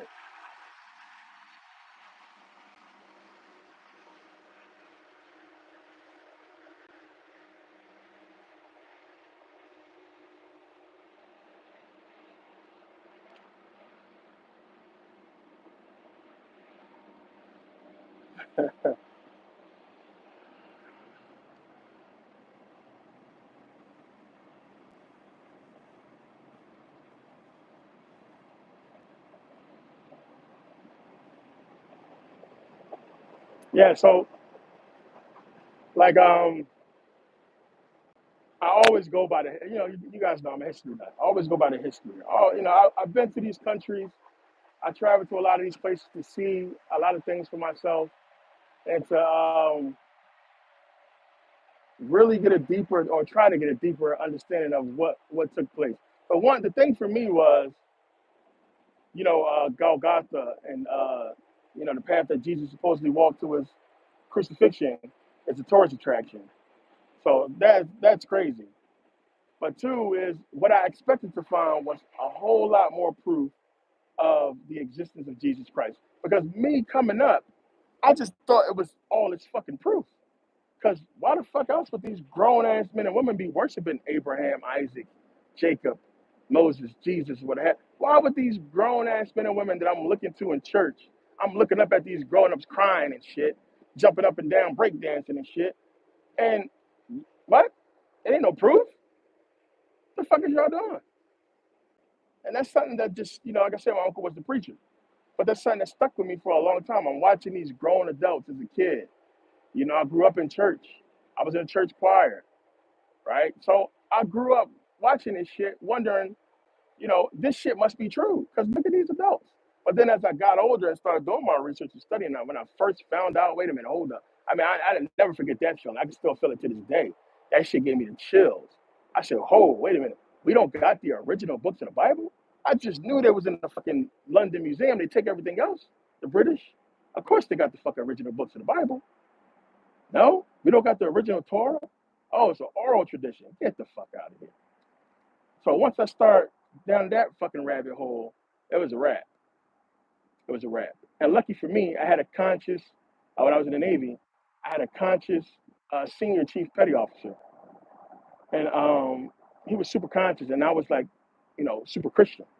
And I was talking that Jesus shit, and he wasn't trying to hear it.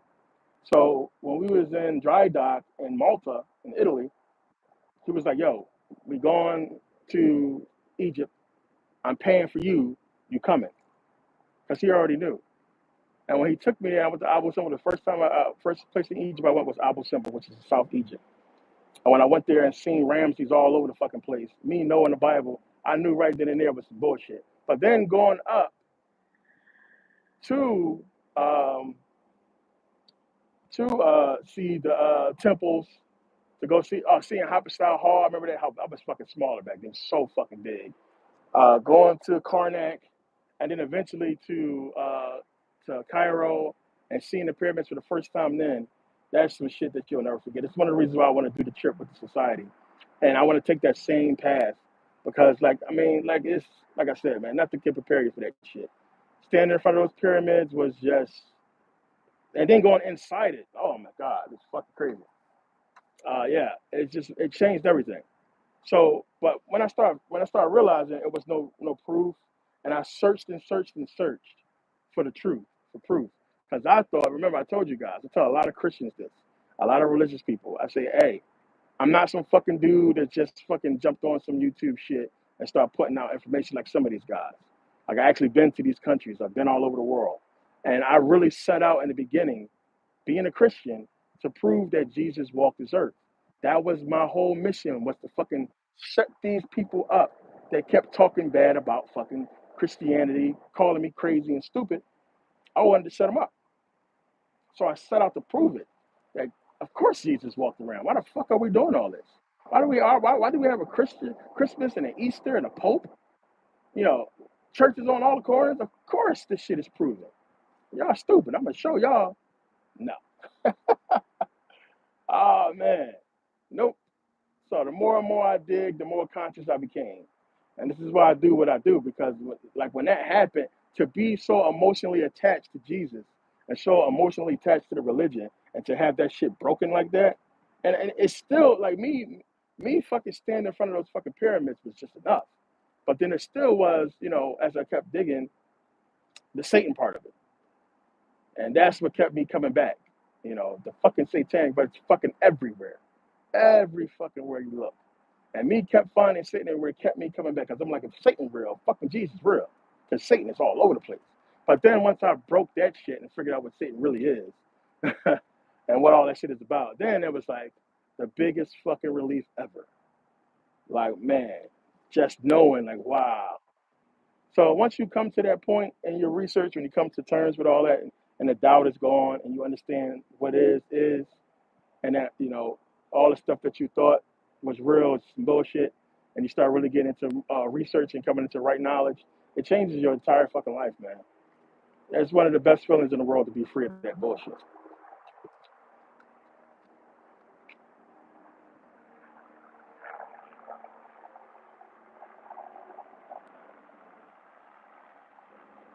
Yeah, I already did psychedelics. Psychedelics is for masters. We talk about masters in meditation. It's not for no regular ass person that don't got control of their consciousness.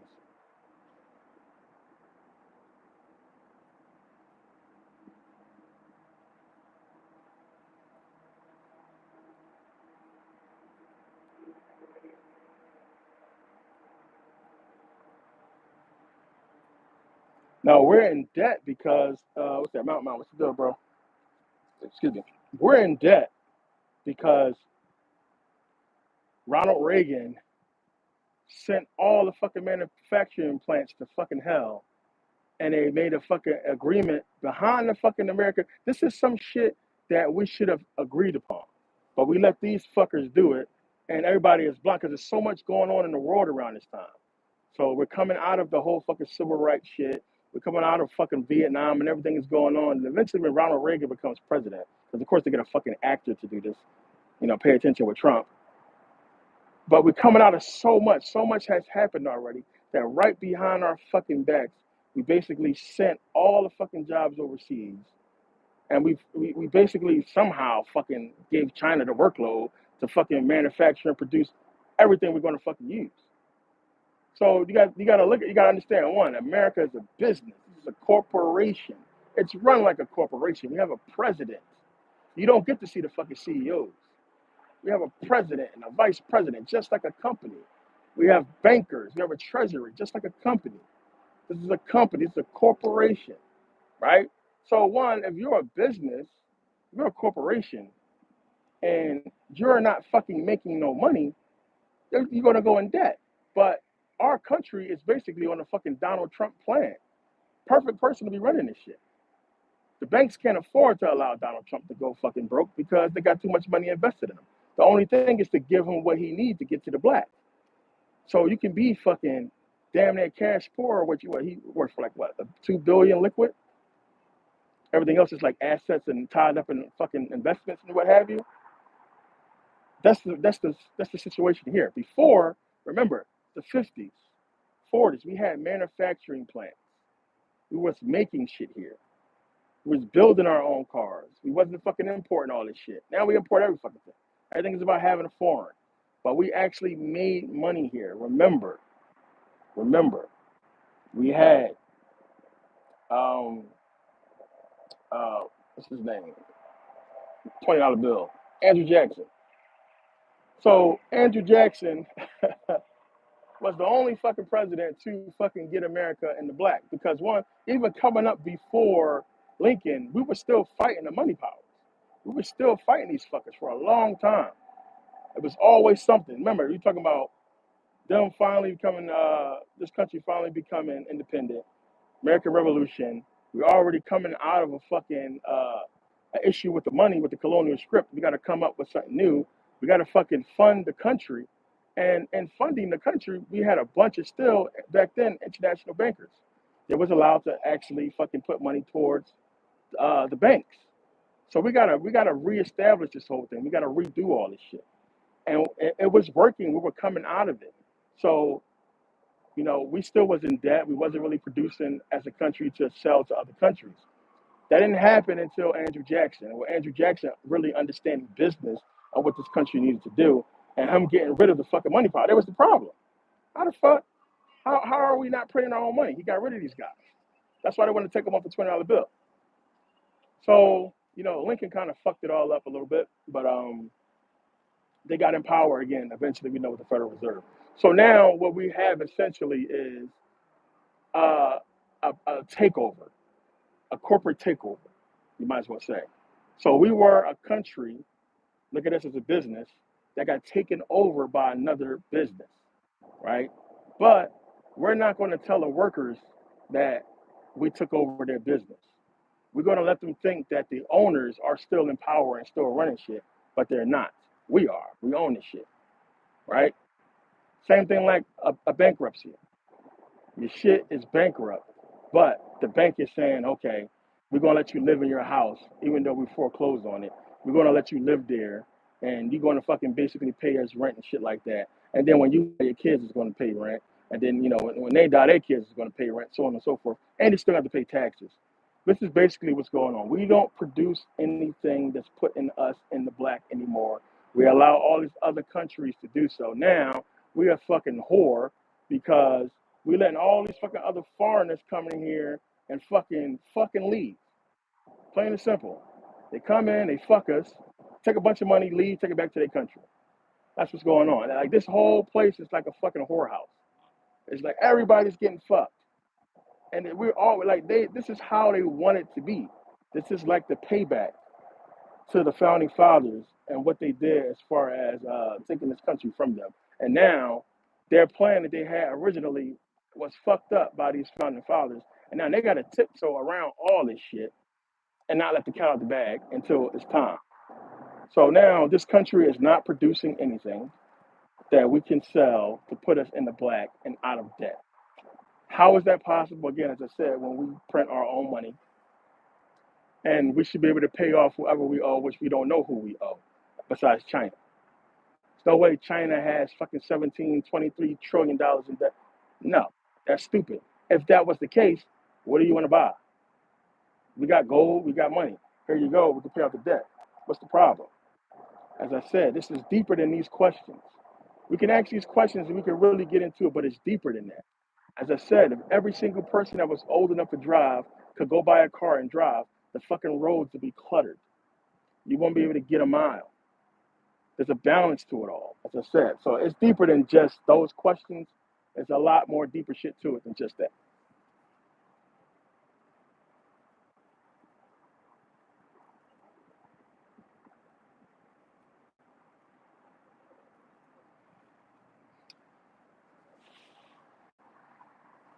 Yeah, it's a like leaving the country is a temporary thing. It's a temporary thing. This shit is going to be global. It's just going to be escaping the hardest hit areas and the hardest, hit areas as far as chaos wise. That's what it's going to be about. Because I guarantee you, what's going to happen in New York and happen here, and a lot of these fucking other cities and states is going to happen overseas as well. Especially in fucking England. But those fucking white people don't be playing, man. Those Brits is going to fucking go nuts over there. Like I remember I was over there. I was in London and I was fucking watching a fucking TV show. I forget the name of it, but it's a TV show, and the fucking cops can basically come in and confiscate your shit and take your shit if you owe a debt. You know how here, man, you just keep getting shit in the mail. You'll get phone calls, but nobody coming to take your shit. Over in fucking England, they can come and take your shit. So if you owe something, they come knock on your fucking door, and they come look around your apartment and house. If they see something valuable, they can legally take it. They can seize it to help cover the debt. So you can imagine a TV show like that. Yo, those fucking white people be fighting like crazy. I'm like, oh my goodness. I mean, they be punching the cops and spitting on the cops and cussing them the fuck out. It's crazy. So I'm watching this in the fucking hotel room in London, cracking the fuck up. I'm like, oh my God, this is fucking crazy. So you can imagine the hammer fall over there, they're gonna be fighting. Same thing in China. China, they fight now. So it's gonna happen. It's gonna be this like these people are not going down without a fight. Best believe that shit. They are not going down without a fight. They just don't know that they outgunned and the fucking resistance is actually futile. And it's chess, not checkers. But yeah, it's definitely a big issue. See, it's Thailand. No, Thailand is going Thailand is fine, depending on where you're at.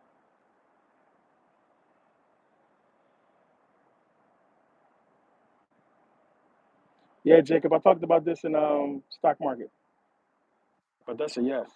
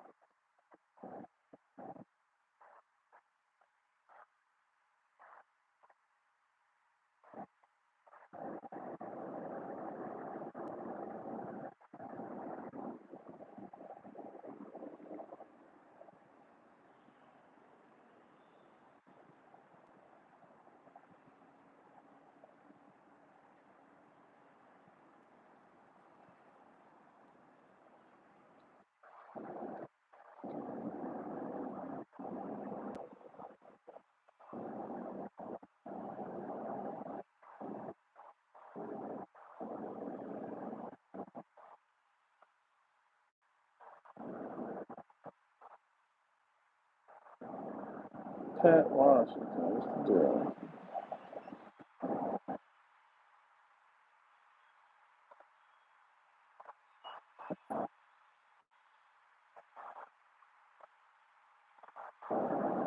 Crypto Almighty, you're out of here, bro.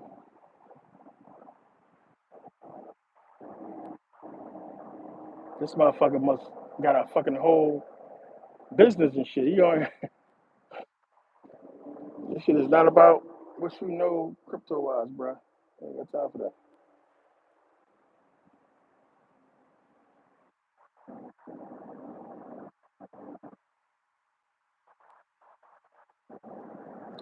Smith, what's it? Smith Yit? Good question.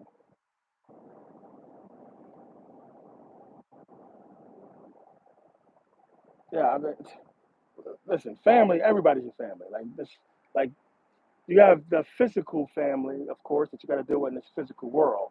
But then when you talk about as far as energy, we all come from the source. We are the source. It's just when you in this body and this how your brain is programmed and your DNA is tweaked, you don't know what you are outside of this. They separated it, right? Your subconscious holds all those answers. You have to do it that way. You understand? It's like if you were to play a game with yourself, and I gave you guys this understanding with the Matrix, with Cipher. You play a game with see Cipher. Cipher said, "I don't give a fuck about the Matrix. I know this shit is fake. I don't give a shit. Just put me the fuck back in the Matrix.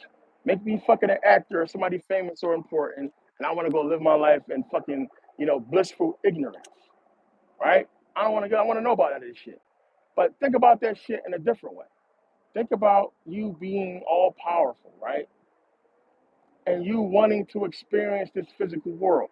You can't know that you are you, or else the experience is different. You cheat yourself, right?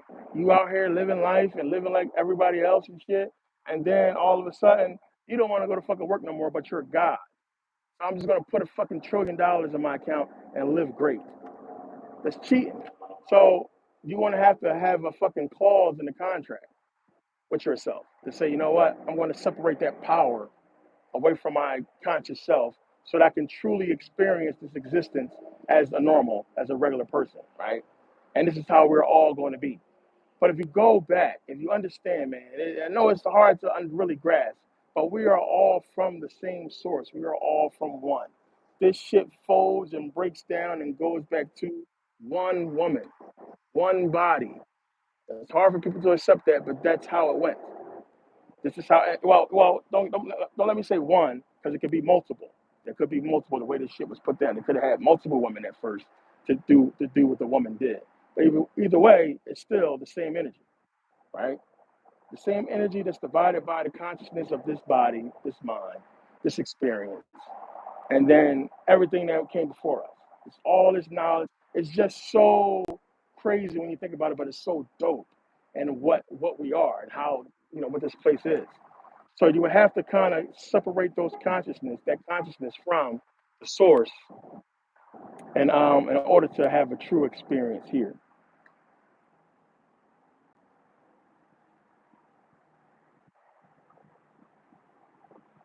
But yeah, as far as family and going back, like that's different. Yeah, you could be possibly reincarnated, but uh, excuse me, I don't think so. If you was born before 2000, and you're out of here, you have an opportunity to go. It just depends on where you at, knowledge wise.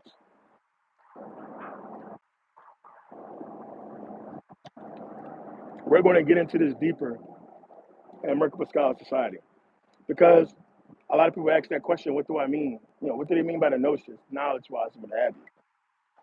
The key to it all is it has always been the dream world, plain and simple. If we really understood how fucking unbelievable the dream world is, there's people that spend their time sleeping, meditating. They understand what you really got to touch. It's the dream world. The Matrix is giving you the understanding of all that shit. All these movies that's dealing with dreams or dealing with VR, AR, and augmented reality, all altering your states of consciousness, they understand. The key to it all has always been the dream world. Man. So, what knowledge does? Knowledge makes you conscious. Like when we say conscious, it's not just saying, oh, I know shit. It's like conscious, awake. Being awake in that dream state is what you want to be. You want to be conscious in the dream state. That's matching your subconsciousness. Your subconscious job is to fucking trick you and make sure you're not aware in the dream state. Not just so it can recharge your body while you sleep, but because you're not ready. Excuse me. It's a lot you have to do. So when I say you have an opportunity now, it's time and knowledge and gnosis is everything. It's so that you can no longer be tricked by your subconscious when you go to sleep. Because that's the real world. That's real existence is there, right? That's real existing. Here is the physical bullshit. That dream world is giving you the understanding of everything that's possible. And I always break down that shit when I tell you guys that, damn, you in this dream world and your fucking subconsciousness is fucking putting out this entire world that we see right now, physical, but it's putting it out to you in a dream state. Well, what the fuck is that? What is that? It's not physical, because physically you're in the bed sleep. So where are you in the dream world? And we've been trained and taught to think that it's nothing. You were just dreaming. That is some fucking dream. That's some fucking experience right there. Where shit seems so real, you can't tell the difference. You don't even know that in reality you're in the bed sleep. So what is that? What is that? So like once you understand that and you start getting into that and start digging deeper into them dreams and understand that damn, most of the shit when we look back into and we see the ancient Egyptians was talking about, they were talking about fucking dreams. They was talking about space. And oh, it's deep shit, man. We're gonna get into that. The fucking I showed you guys with the waters. Noon. I showed you guys Hathor Temple, and the ship, the boat. Like, what is it? What is it trying to tell you? What is that about? Traveling. It's deep shit. We'll get into that. It's a lot of shit you got to understand before then.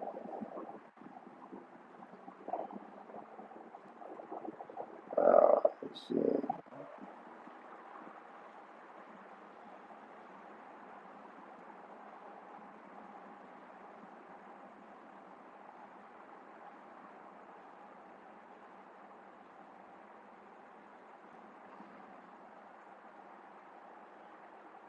Swat D, what's the deal? I appreciate you.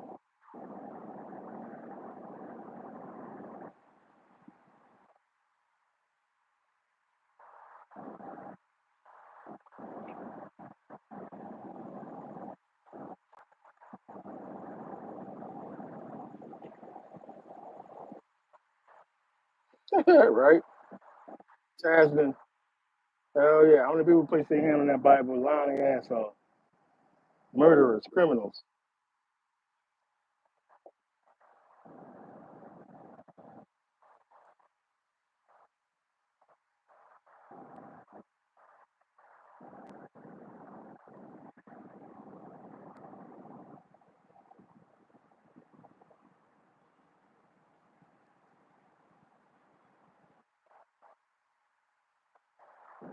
My favorite actor. I don't even think I got a favorite actor, to be honest with you. Like, like movies is movies, man. Remember, I went to film school, so like I kind of look at shit different. Once you understand how Hollywood fucking works. But favorite actor, yeah, that's tough. I mean, of course, Denzel. I like Denzel, man. I like Denzel. I love Tom Hanks. Tom Hanks makes good movies. I mean, I don't really got no favorite. I like movies. I'm more a fan of like I pay attention to certain writers. Like that's where I'll be with it. Directors, like I love how certain directors do their movies. I love certain writers. That's about it. The actors, you're actors. It's like hard, what I'm saying? Because I know they fake. Everything is just an act. So it's hard to really trust a lot of these guys. I mean, I don't fucking know. But I like Denzel, I like Tom Hanks.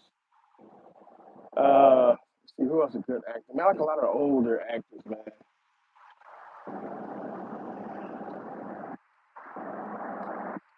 Will from Philly, so of course I like Will Smith. Who else? Al Pacino, De Niro, Pesci. I watch any like if it's like certain people if they do a movie I'll watch because I know it's going to be good. Like Arnold usually does great movies all the time.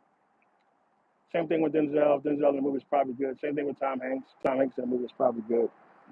It's like certain people just got that reputation. If they put out a movie, it's probably going to be crazy. You know, Keanu Reeves, I absolutely love Keanu, of course. Um, yeah, I ain't really got no favorite actor I can say for sure, but yeah, it's a lot of people who I fuck with.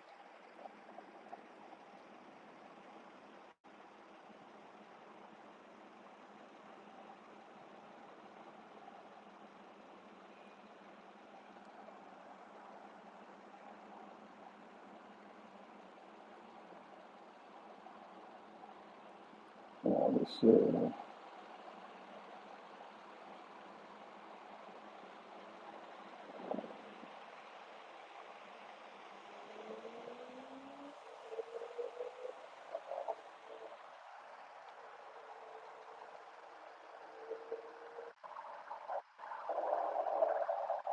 Oh no, we're not hating. Like don't let the you know the I'd say media or what have you.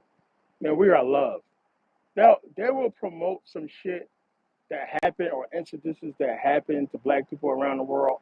But I'm gonna tell you from my experience of traveling everywhere I've ever been, and I'm black, I'm dark skinned. Everywhere I've been, it was love. It was fucking love, and people was just cool as shit. And I never like I showed you guys the picture. I'm in a fucking village in Thailand, remote ass village, no fucking internet, no TV, remote fucking Thailand. They never saw a black person before, and here come my black ass walking into their marketplace. Whole place shuts down, just shut down. Everybody staring at me. So I'm like, what the fuck? And it was all love. They kept bringing us food, and everybody wanted, touch my hair and say hi and all that. It's cool. A lot of countries I've been to was nothing but cool. When I was in Spain, and I was in Mallorca when I did the Moors DVD. I'm in Mallorca, and I'm noticing I'm fucking everywhere I went. I'm the only fucking black person, and it bothered the fuck out of me for some reason. Only black person. Everywhere I fucking went. I showed you guys the pictures of me at the I forget what beach I was at, but it was like a nudist beach. But we go there, only black person, and we go to the bar, we sit down there, and everybody wanted to fucking come over to where we was at. And when people was buying me drinks and just was chilling, good experience. Like I haven't had one bad experience. Oh yeah, I had one bad experience. This was in Thailand as well.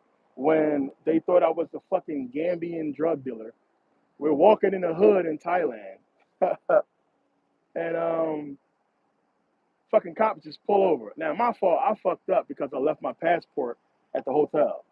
So he pulled over. He asked me for my passport. I'm clearly American. I had my military ID though, and I'm like, dude, I'm clearly fucking have my government issue ID, my military ID. He didn't give a shit. He wanted to see passport.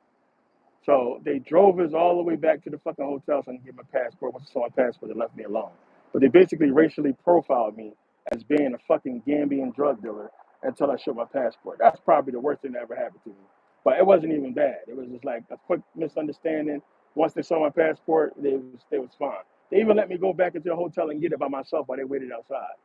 So, but other than that, man, everywhere I've been was just love, man. Love, love. Everybody was just cool and chill, and I never had a bad experience. Nowhere I went that was like, oh, these people are super fucking racist. And that's being in fucking Germany, fucking living in fucking Sweden for fucking years. Like in Sweden, fucking love. Like I said, in Sweden, if you fucking call somebody black in Sweden, the whole room will get quiet, and they will look at you like you're fucking crazy. They don't even talk like that. It's not even like what you think. And it's black people in Sweden, as I showed you guys.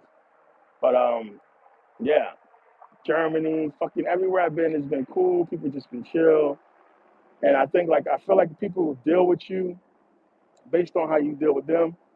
And everything is usually politics or what have you. People really don't give a fuck about what you're doing or what's going on unless you're trying to stop something or do something that's going to hinder them in any way. Other than that, we all want the same thing from what I've seen. It's all love and people just trying to feed their family, have fun and laugh and eat good food.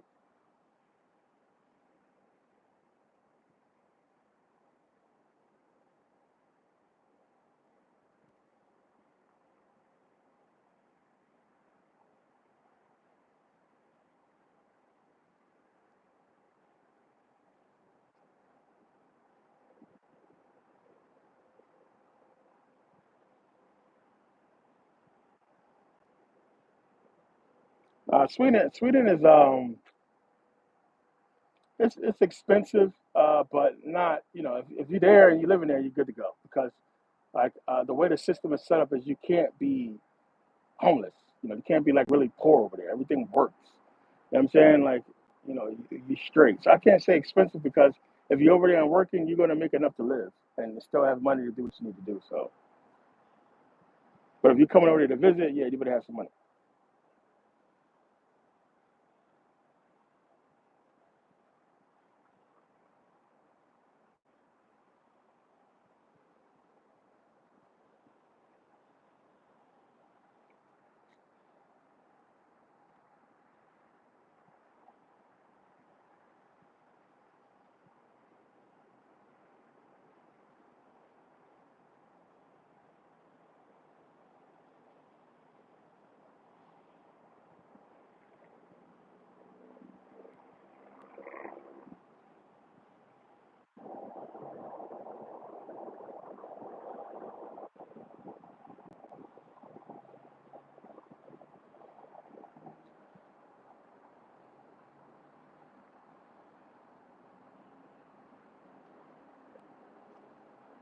Or Switzerland, you better be rich.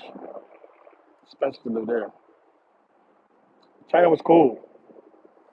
Cool people over there. They have no issues. People just look at you, man. That's basically what happens in most of these foreign countries you go to. People look at you. I mean, unless you're in the tourist zone, then people know you're a tourist automatically. But you go outside the tourist zone, probably any country, you're going to get stared at a lot. You know, people going to come up to you and want to take pictures with you. Uh, that's the type of shit that was happening. I'm in a lot of fucking people's pictures. You know, just people thinking you're somebody. I talked about when we closed the Louis Vuitton store in Spain, because you can actually shut the store down if you're spending a certain amount of money. They'll let you close the store. They give you champagne or what have you. So we closed the store when we was there, and I was a bunch of people outside waiting, peeking in there, like, you know, and they thought I was a fucking football player or some shit, somebody famous. People was asking for pictures and shit when we came out, or asked me, "Am I famous?" It was fucking crazy. But that type of shit happens to you. So,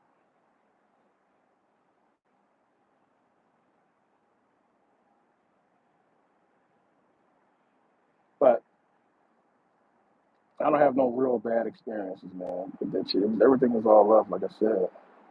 Pretty cool.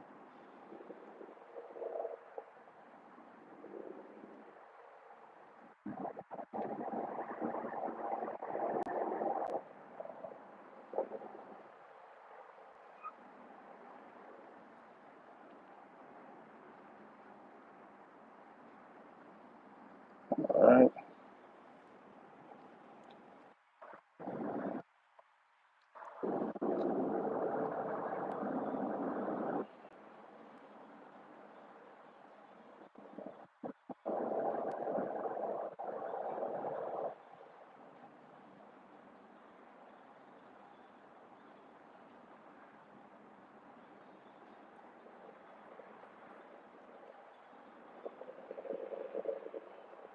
Yeah, D Griff, I love Mexico.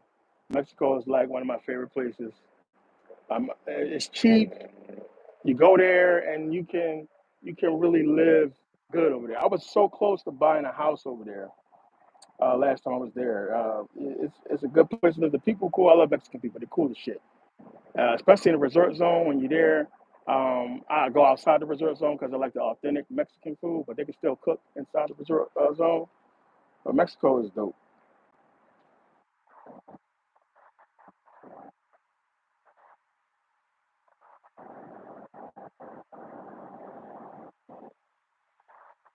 Yeah, you can get you go out there and get the boats, the yachts. You can get a whole yacht for like $700 for like 2 hours. You probably can get it less than that if you want to. But I have multiple boats when I go out there. It's Mexico right there. Fucking chasing whales. That's what we was doing. Chasing whales. They fucking jumping out of the water. It was cool as shit. You guys seen this on Pirates of the Caribbean. That's where they filmed that shit at. But yeah, Mexico. Cheap, cool. Vietnam. I've been telling people, yeah, I was in Nam.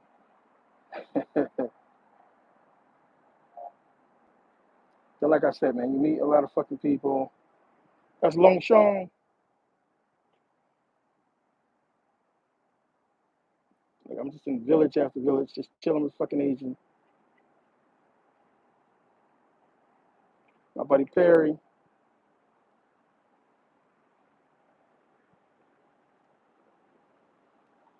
business associates. Yeah, mostly all white when you go around the world, though. Spain, Moorish Castle, doing white people shit. You guys seen all these photos.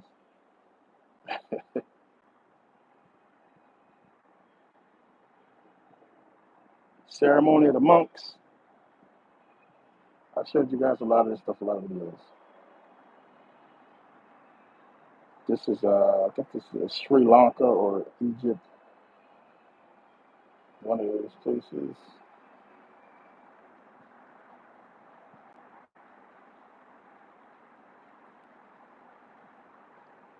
We're going in a lot of places, though, a lot of spots.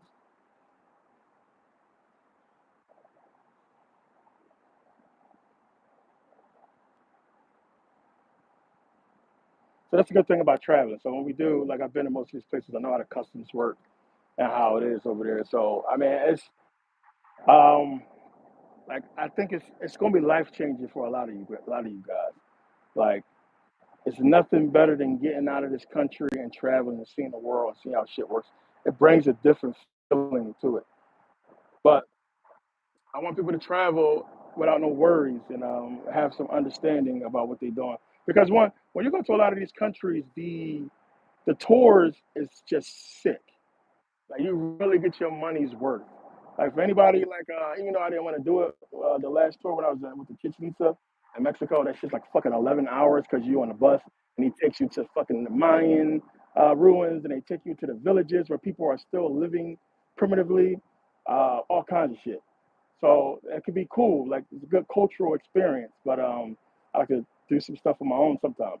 But like it's a lot of the tours that's good for research purposes. One, because you can ask the locals questions and get information from historians, shit that's not in books, and it's cool to do it that way. So it's some of the stuff we'll be doing.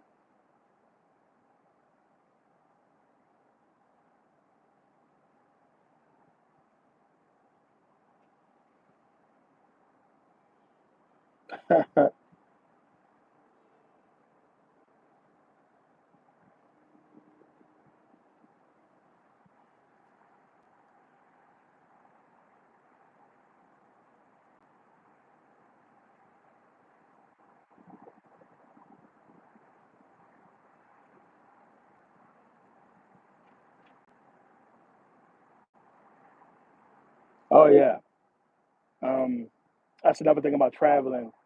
Some of the black people who I do run into speaking so many different languages. I love seeing that shit. Because for the most part, when I travel and I hate it, I say it all the fucking time. Damn, I get on a plane. I'm the only nigga on the plane. Like, what the fuck? Everybody else fucking white or Asian or something is I'm the only black person. Only black person. It happens probably 99% of the time when I travel abroad. I'm the only black person on a plane, and the fucking used to drive me nuts. I'm like, damn, we got to travel. And I was telling you guys when I was in Egypt, and one of the Egyptologists and one of the guys was saying, it's like, yo, why don't y'all come back home? I took a picture with the guy. I showed you guys. But it's like, why don't y'all come back home? Why don't the black people come back home? And this is your land. We're invaders. And I said it. I said it. Like a lot of people got to understand when you go over there, the fucking tour guides will tell you. They will tell you. So forget arguing with somebody online. The fucking tour guides will tell you that they are fucking conquerors. They took the land. This is not their land. Which fucking just a little fucking common sense and some reading of history will tell you that. But yeah, it was love for the most part everywhere I went. I haven't had any bad experiences so far.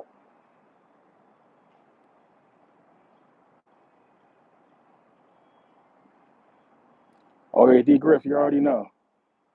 British chica, as a matter of fact.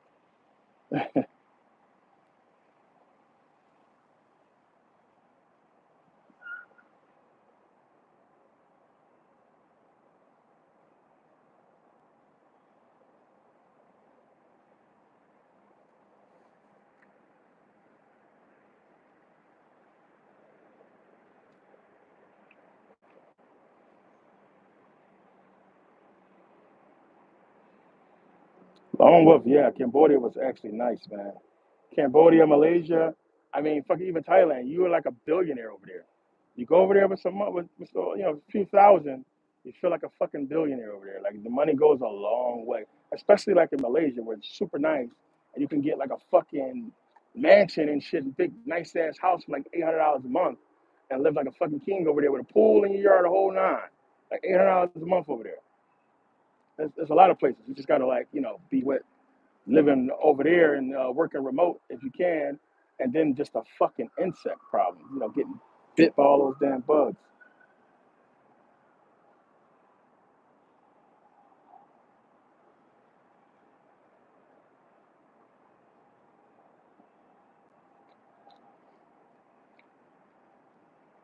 Yeah, I always tell people, what helped me with understanding. So what Hebrew and Greek, I took some language courses online, and I just really wanted to learn how to read them, not so much speak them, because I was like, who the fuck am I gonna be speaking Greek and Hebrew? But so I got more into the reading, even though I could understand if somebody speak to me, for the most part. Uh, but I always tell people Rosetta Stone. When I learned Swedish, I'm fluent in Swedish. Swedish, like Rosetta Stone was actually really good. And then just being over there and speaking to the people and watching the TV and stuff like that, you catch on quick. But Rosetta Stone, don't sleep on Rosetta Stone. They got the system and how it works because you're actually going to be speaking into the microphone and getting the sync correct and a dialect and just how you pronounce certain things correct. I felt like out of everything I used, yeah, Rosetta Stone was the one that I felt like helped me the most. So I recommend if you want to learn a language, you can really learn a language using Rosetta Stone, and you'll catch on quick. And then but that's better than just taking an actual language course where you have a teacher that knows what they're doing and you can interact. But then, like on the flip side, if you do that with Rosetta Stone, you'll catch on and learn that shit quick.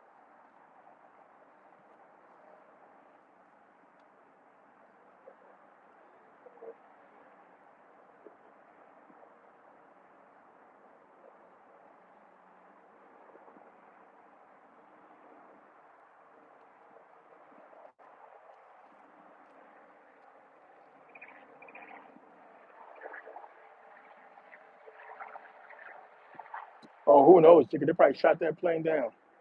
There was probably somebody on there that was super important. That was the only way they can get them.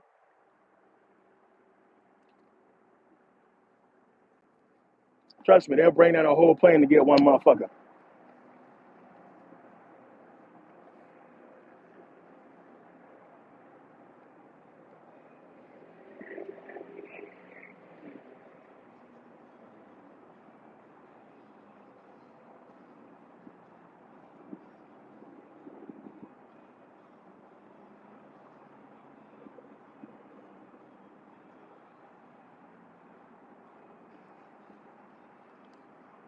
French or you know, French is a good language.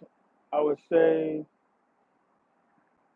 Chinese. Learning Mandarin would be good, just business wise if you're gonna be in that lane. But the main thing here is Spanish. Spanish should be the first thing you should be trying to learn because it's a large fucking population that speaks Spanish. So definitely work on that. You know, you gotta know more than uno Coca Cola por favor.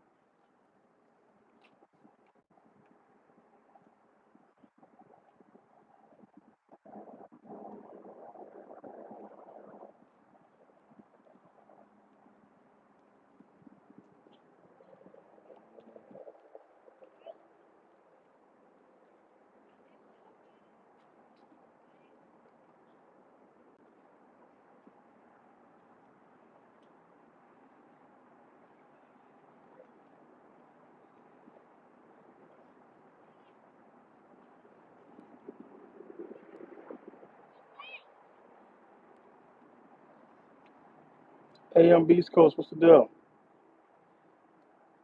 Yeah, 128.82. So you got the one, you got the two and the eight, reverse that 82. And man, don't get me started with my shit. I do a lot of shit based on those numbers.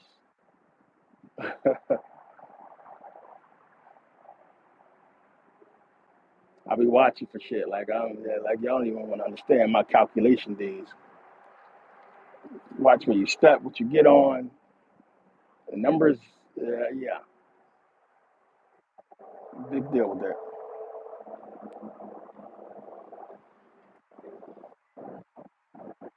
Yeah, I always tell people. Everybody always asks, like, I don't like to put out the. I have it's already embedded on my YouTube donations, whatever. I already put out my Cash App, for anybody who want to donate. Believe it or not, man, I get a lot of donations, man. A lot of people just send, 30 bucks. There's some people that have a recurring on PayPal where they just monthly send like 20, 30 bucks, which they know where they are, always send them appreciation. Because a lot of people get it. So I had this nice conversation. I remember it was like, how many years ago was this? It's probably like 5 years ago, where I had a brother give me five grand, basically for just a conversation. But like one of the things that people got to understand, which he understood, like doing something like what we do, or like what I'm doing here with Merkabah Academy, that shit requires funding, man. The reason why I'm having so many problems and issues is always funding. But I'm not on here like fucking, asking people for money or to make donations. I put out the videos. That's what I always tell people. Like, I put out the DVDs and shit for a reason. So like, if you want to support, just grab a video. It's over 100 of them. Grab a video, buy a video. Even if you already have it, you just want to support, buy a video or what have you. And then that helps out. So that way, you get something in return. I don't want to just be on here because people work hard for their fucking money. I would never be on here, just hey, give me money. You know what I'm saying? Just like grab something, participate in something, whatever. Like that's how I feel about it because I don't want people thinking or coming away with their understanding that this shit is all about money and it's not. Like I said, I've been doing this shit for a long time. I feel like I've proven myself knowledge wise and agenda wise. So if shit was about money, boy, y'all would have seen me on fucking Breakfast Club. If it was about money, boy, it was a lot of those little, a lot of little deals I could have took. And I was like, nah, I know where this gonna lead. But nah, I appreciate it though.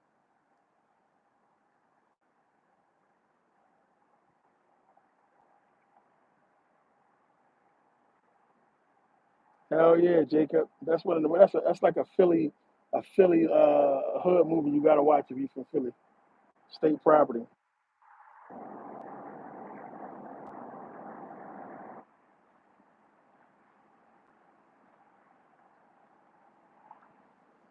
No, you know what? Shit get overwhelming sometimes, man. I be trying to remind people like motherfuckers think I'm some fucking like I'm human. I'm fucking I'm human. Like I deal with regular life shit just like every fucking body else. Like time is a thing. I got so much shit going on, and that's the thing. Like I'm doing a lot, and then when you're doing a lot, and then you're trying to do something that's a passion, it's hard. You know what I'm saying? You got to really believe in it, and it's one of those things where I don't think it's not too many people that do what I do. A lot of people have walked away from this shit a long time ago, and just walked away because it's fucking tough. Especially when one, you don't get the support, but two, when you got people who's like fucking, you know how many death threats I get, man? I get death threats all the time, y'all. Motherfuckers emailing me fucking pictures and crazy shit. Somebody got onto my I don't know how they got onto it. Got onto my personal Facebook and saw pictures of me and my family, what have you. I was sending me the pictures. Fucking death threats. This is the type of shit I deal with. Like people just fucking think like, oh, you just like I deal with a lot of shit. And I don't think a lot of people will be able to put up with it and deal with it. Not just that, the scamming. Somebody just got me for the fucking Blackamoors. Bought the shit, reported to their bank, and then now, they got their money back. This just happened 6 times now. Like, it's a lot of shit with this, man. It's a lot of shit that come with it. And it's like people don't see that shit. And then, too, I try not to be on here complaining about it because I know that's a part of it. But it's a lot that come with this shit that I don't think a lot of people understand or will be able to handle. It's very easy to just walk away. I could just fucking walk away and go live my life and be fine doing what I do. You understand? But this is like, I'm not going to say it's a fucking calling and all that fucking spooky shit, but I'm telling you now, like, people always ask me, hey, Merk, what do you believe in? You know, are you spiritual about anything, or what do you believe in? I believe in the universe. I believe in the universe. I know the universe, and I know cosmic law. I understand how this shit works. I understand energy, and you get back what you put out. There's some shit that happens in my life that already happened in my life, that's happening now in my life. That, man, if I was a Christian, I would be screaming to Jesus and God and thanking Him for what they call blessings. That's one thing. Or I would be fucking spooked out of my mind at the fucking numerology and the fucking crazy shit that it adds up to pertaining to me and what I'm doing. So when you see shit like this and shit like that happen to you and everything, it's like a lot of fucking dots I connect pertaining to me and what I do that makes everything I'm doing make sense. And it puts me in the understanding that, yo, this is what I'm supposed to be doing. Without getting too spooky and getting into all that type shit, I'm telling you now, man, the fucking numerology and the things that happen is just showing me that's that's what it's supposed to be. So it's a couple times I wanted to step away from this shit and just walk off because the lack of support and just the fucking bullshit and death threats and all that type of shit. But then it's like shit'll happen for it to come back to this, and that's basically where we're at right now. It's just I'm under that's why I'm doing Merkabah Scholar Society, because more than ever before, I'm under the understanding that this is what I'm supposed to be doing.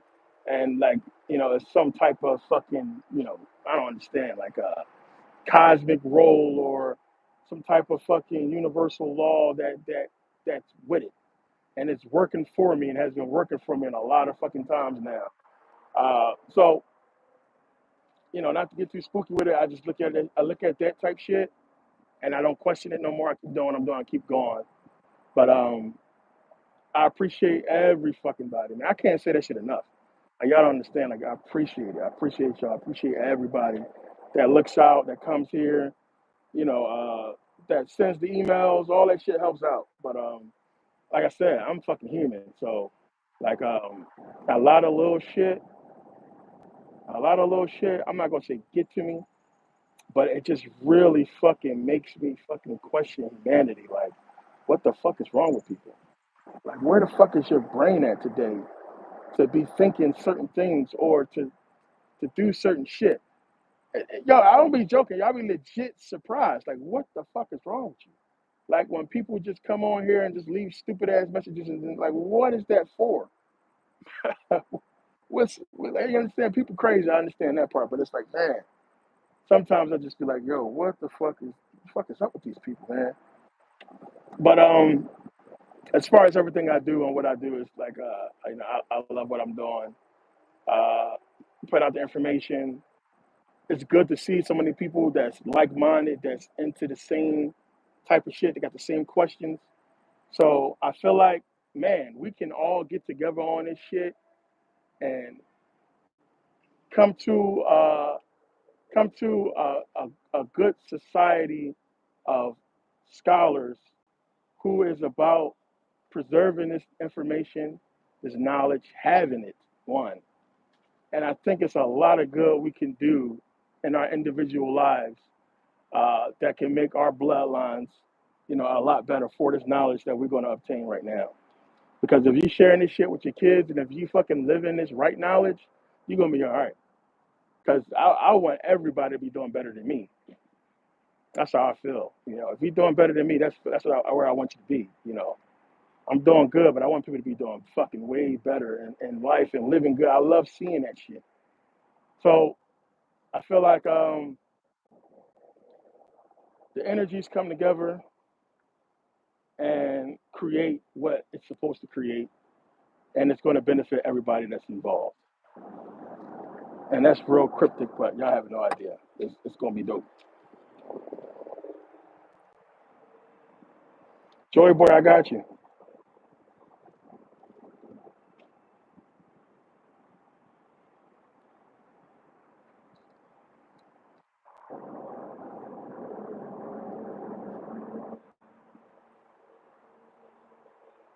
Tasman, yeah, I understand that.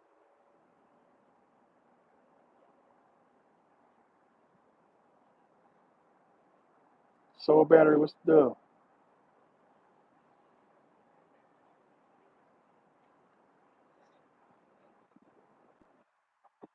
Yeah, I appreciate y'all too. You already know. Yeah, it's a lot of people. Like I said, I recognize a lot of names. That's one thing I'm good with. I'm good with names and faces. Oh yeah, let me see. Hold on one second. I put that in there. People who ask.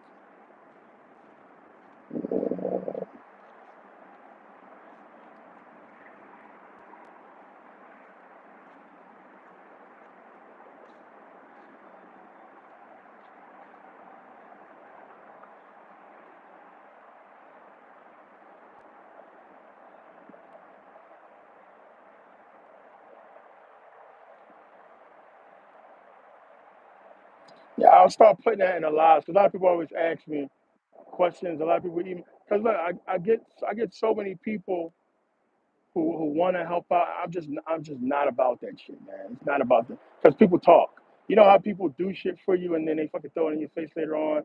Not saying that you guys would do that. Just like always been a person that's been able to figure it out and then figuring it out as part of the journey. But then a lot of times you realize you need help, and it's good when people look out. It's good for their karma. It's good for yours, and I appreciate it. So it's a lot of people that always want to help out and ask questions. For the most part, I ignore it. But it's a lot of people who've been behind the scenes, have been looking out and donating consistently. Helping out consistently. They don't want no mentions.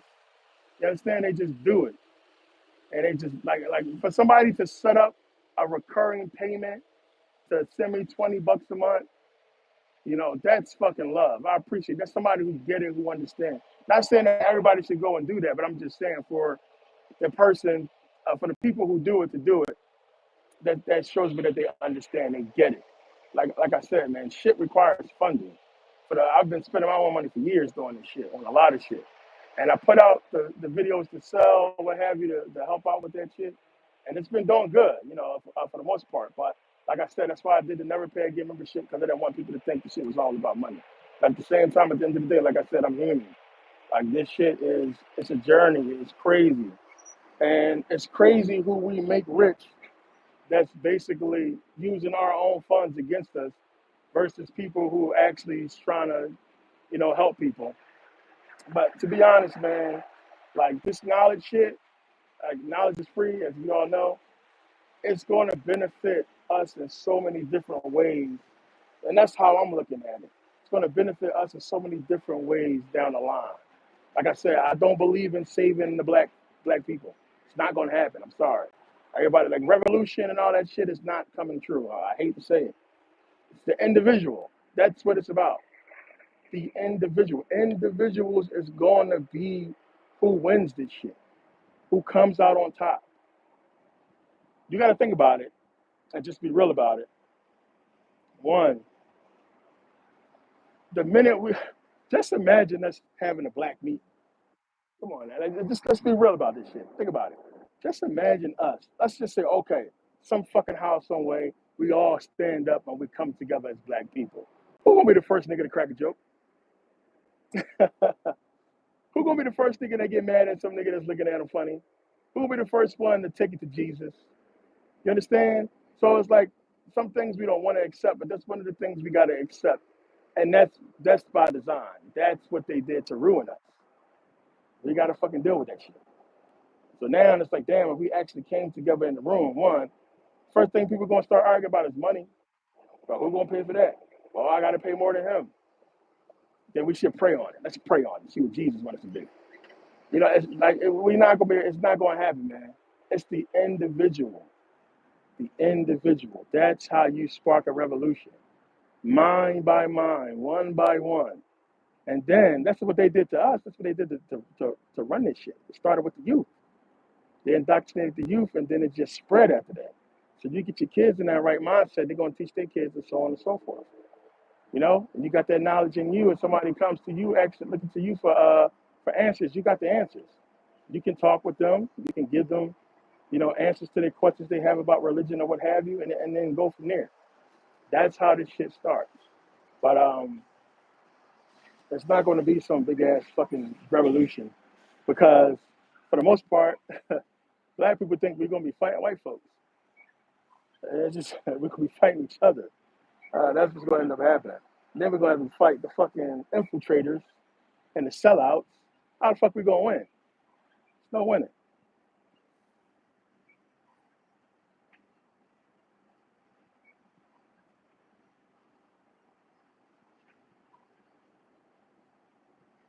Yeah, everybody who didn't make it, they got refunds immediately. Immediately. So, like I said, I could tell by emails. I can tell, cause like I said, I'm not gonna reveal my method, but let's just say I have a way. But still, all things comes out. Everything comes out into to the light eventually, and I can tell. One, you gotta understand, we live in a fucking technology age. It's easy to find information on people. One, but two, I have my fucking database from when I first started. When I first put out my first uh, uh, DVD, so I know the people and the names and the emails who've been around since day one. Not just that, a lot of you guys, you know who you are, even if you're watching and not participating. A lot of you guys send me emails. So a lot of sometimes, you know, like I said, when I have time, I'll stop and read the emails. I can't read them all. I get fucking a shitload of emails. But for the most part, I've seen a lot of the names. I recognize a lot of the names, a lot of the handles, so I know who's been around and who's been here, who's been kicking it from day one. I talked to a lot of you guys personally through emails back and forth and shit like that. So I know who you guys are. But you know, for hold on a second, forgot that Merkabah, of course.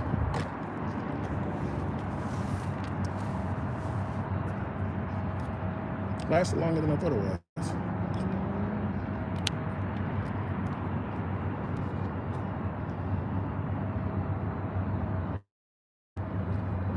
Yeah, for the most part,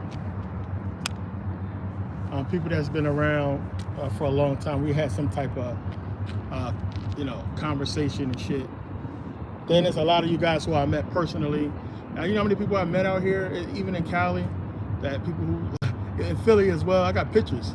So most of the people I met, I got pictures in my phone of people who I just ran into, took pictures with and shit. So I know you guys. I don't forget names. I remember names, and that's one of the things I'm definitely good at. But yeah, people got if you didn't get in, you got your refund same day, immediately. You didn't have to wait. So like I said, by now, if you haven't gotten a refund, you're probably good to go.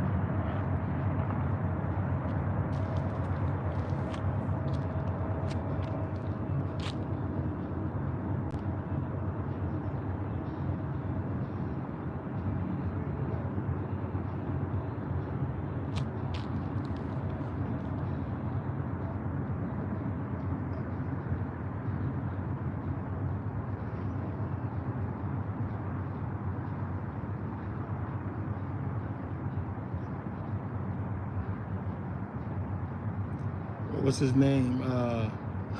Booty Lint. I guarantee you he's somebody that I blocked before.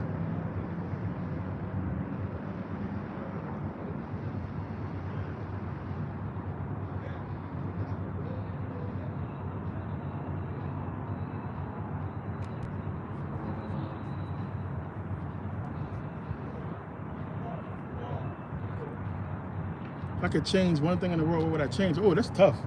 Probably nothing, to be honest with you. Absolutely not, because it's a cosmic order to shit. Like, it's like, you know, but then in saying having that power, don't give me this is like a fucking complete deep riddle what you're saying, because you got to understand how shit works. One, whatever power gave you that power, I mean, you're supposed to change a bunch of shit, or else you wouldn't got the power in the first place. So yeah, it's a lot of little shit that I would change. I would love to just fucking one, walk into the fucking I would do a lot of little crazy shit. It's a good question. I would fucking walk into a lot of the fucking news buildings and just smack the shit out of a bunch of these anchors for all the lies and bullshit they've been putting out over the years, man.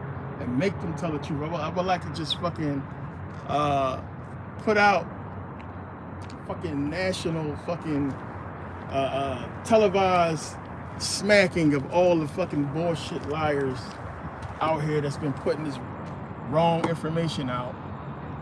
I would give a lot of these scholars out here TV time to tell the truth about the world and our real history.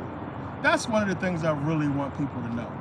Like, if I could just take over the TV stations for a while and fucking make all these racist ass white people salty as fuck by just showing the information that the Europeans put out about African people, black people. I would just play the fucking Chagas video that fucking Dr. Karl Marat and let them understand how fucking powerful melanin is. I don't know. I would do a lot of those shit. I don't think it's one thing I would change. It would be like a fucking major change. But if it was only one thing I could change, just one, yeah, that would be fucking tough. That would be tough because there's, like I said, it's a fucking order to everything. Like changing something major would throw everything out of whack. So you gotta really stop and think about what you would change. But good question.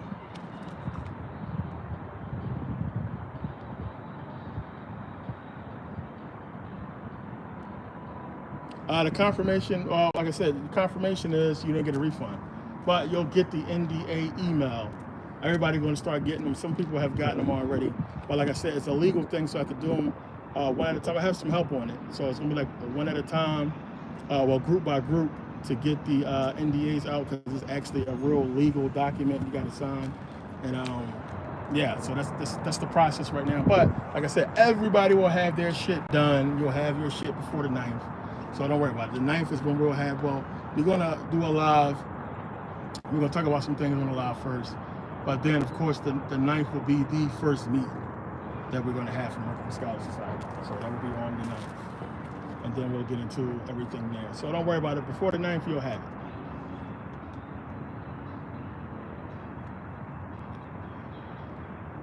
Excuse me.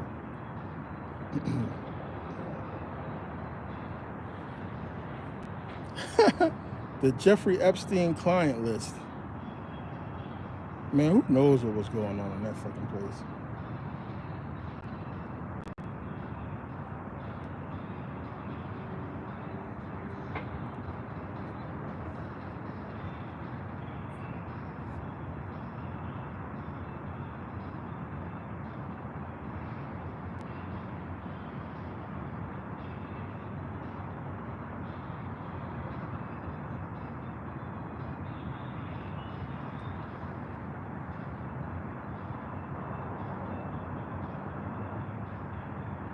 Yeah, if a person is not accepted in, they're going to have to get voted in later on.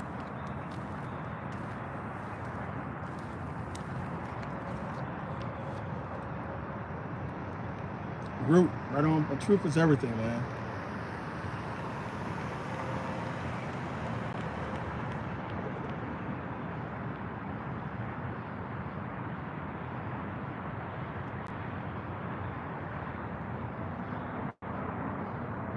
Trey, what's the deal?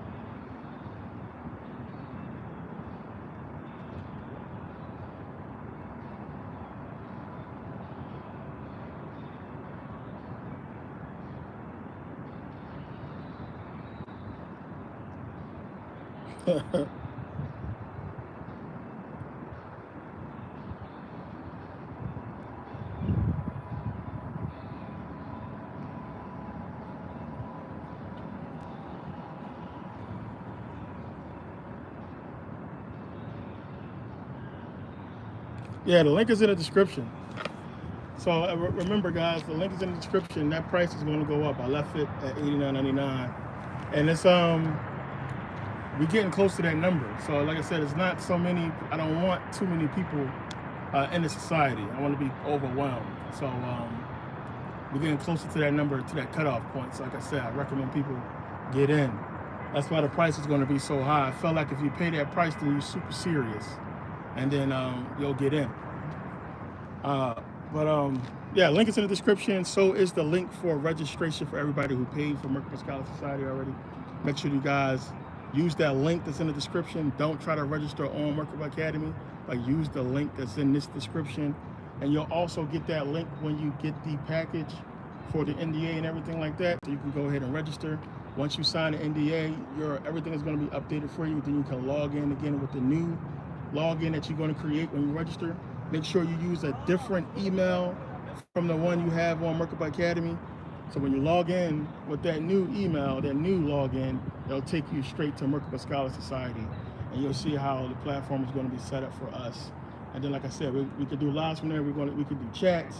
I'm gonna have it. It's going to be set up real dope. One, like I said, if you ain't willing, well, you don't have to. You know, we're going to do face to face. So just like we did with the Moors lecture, how we can all see and talk to each other. I have a much better platform, or I have it set up a much better way, to where you can see how this thing's going to work. But it's going to be cool. I think you guys are going to like it. It's going to be fun, and we can really get into some shit. Talk about what we're going to talk about without being fucking worried about censorship and everything like that.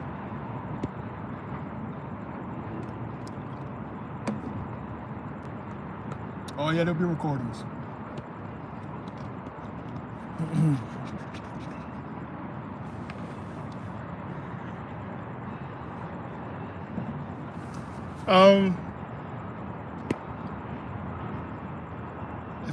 It's certain things that I think people need to understand and know, and it's cool when you got a collective to do so, to teach. A lot of people's answers sometimes is not just to your question, but to a lot of other people's questions. I think a lot of people don't want, like, certain things we'll put out for people to just know and understand if I feel like it's something that people need to see.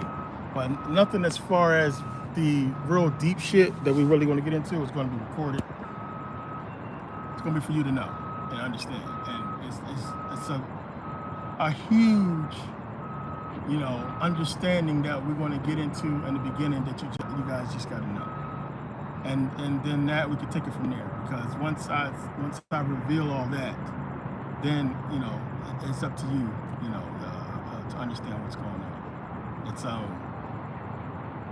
It's a universal truth that a lot of people just don't see, and it's going to be hard to understand and hard to accept. But we'll get into that whole thing. But it's going to be good. It's going to be good for your soul, good for your energy, to understand what this shit really is about.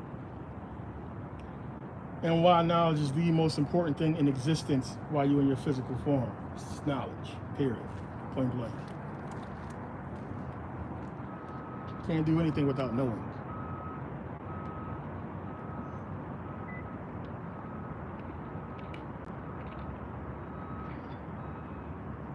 Pyramid, oh yeah, Luxor.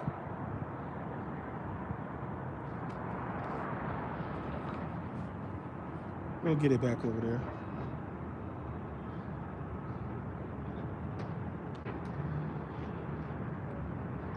Yeah, just make sure when you guys register, you use a different email than the one you signed up with Merkabah Academy for. So if you got an issue, just re-register and use a different email. And that's it.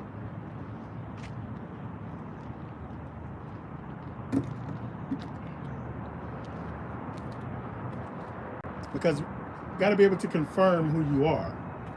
You understand? So basically, we got to match up the name, what you paid with, to your login. Other than, if I can't do that, how am I know who the hell you are? So that's why I said when you register, make sure the only thing you really got to put in there is your name. As far as the confirmation part, everything else is important as well. But I'm saying as far as confirming who you are. So make sure you put your name in, first and last name, and then it match whatever you paid with. But don't worry about it. The email you guys are going to get is everything's going to be in there that's going to help you, make the connection real easy. So don't stress about none of that stuff. If it's any glitches, once you get the excuse me, the NDA email, and you have all the questions you got to answer, we can straighten everything out with that one.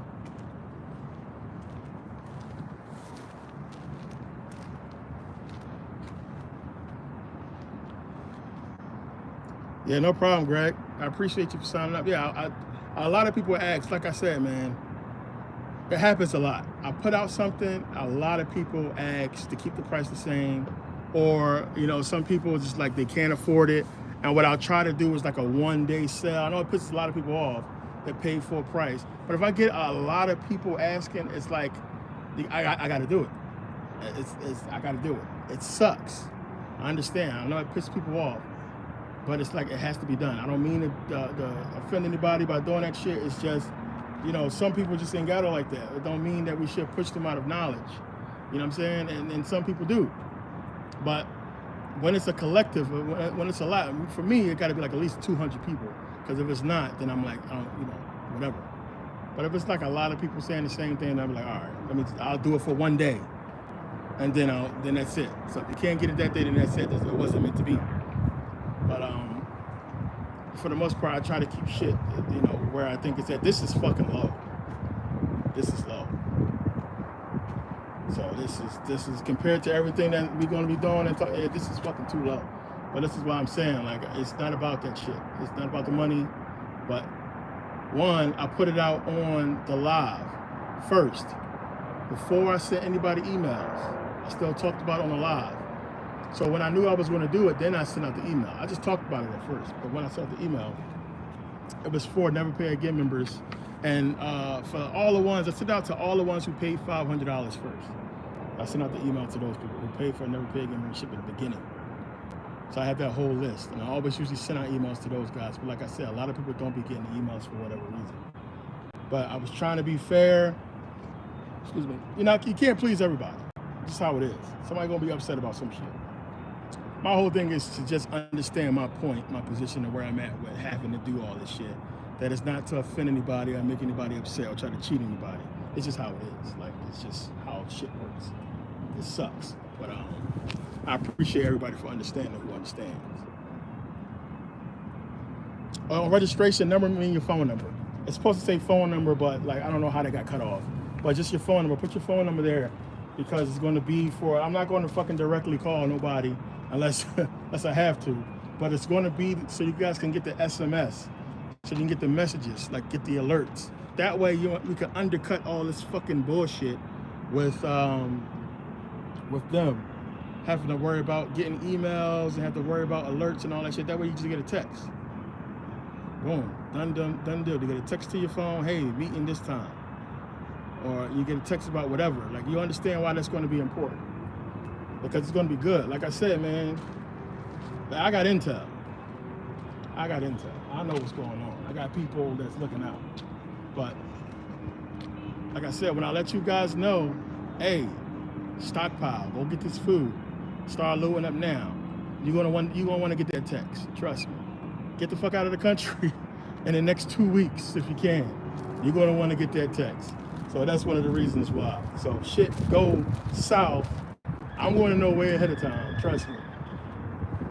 And I can let you guys know. That way I can put it out to people that's in the society, and then it's just us. I don't have to put that shit all over fucking YouTube and they have to worry about, oh shit, the jig is up, or alert and eyes on me for whatever reason. But it's gonna be better this way. That's why I said, man, it's gonna be a lot of shit. If shit go the way I think it's gonna go, it's gonna be, this society is gonna save ass. Trust me, that's one. But it's gonna be a way of getting out a lot of information and a lot of understanding. You know, we can really fucking get into a lot of shit about what's coming and you know, make it make sense. But trust me, it's just better to have the number and get the SMS instead of fucking emails. And then people not getting fucking emails. That's just a pain in the ass.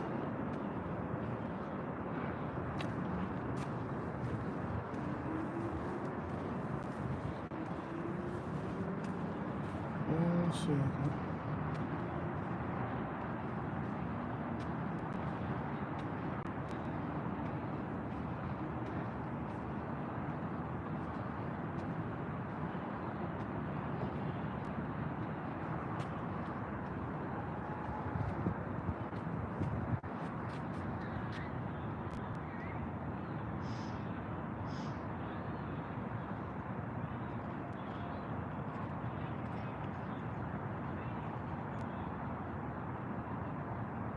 That's Merkabah 9, but I didn't change the price, so the link is in the description. So all you got to do is jump in, use the link in the description, you're good to go. Price hasn't been raised. Like I said, I was saying before, I was sent out the offer for my Never Pay Again members a while back, but a lot of people didn't get the email. And somebody had recently discovered the email in their spam, and then emailed me and just said, that shit went to their spam. So I sent it back out this morning for Never Pay Again members, people that paid that $500 in the beginning to get it at a discounted price for 1 day only, which that time is going to be up by the time this live is over. So anybody who didn't take advantage, this is just on them. But yeah, tomorrow, like I said, you're gonna see the price go up. So make sure you guys, if you want it, you want to get in, I want to get you in at $89.99. Just email me Merkabah9, and I'll send you the link when the price goes up. So what's going to happen is a lot of people are going to watch this live, and then I'm going to get a bunch of emails from people saying, "Hey, can you hold out for another week? Can you hold it? Can you keep it at the price?" And I can't keep doing that. I can't keep doing that. So yeah, we'll see what happens. Because if there's a lot of people, then I'm like, all right, fuck it, I'll keep it up for another week. But I can't keep it so long because, as I said, the first meeting is on the 9th. The first is coming up. I'm gonna need time. I'm gonna need time to get the NDAs together. I need time to finish getting everything together with the society and how this shit is gonna be broken down. So I don't have much time.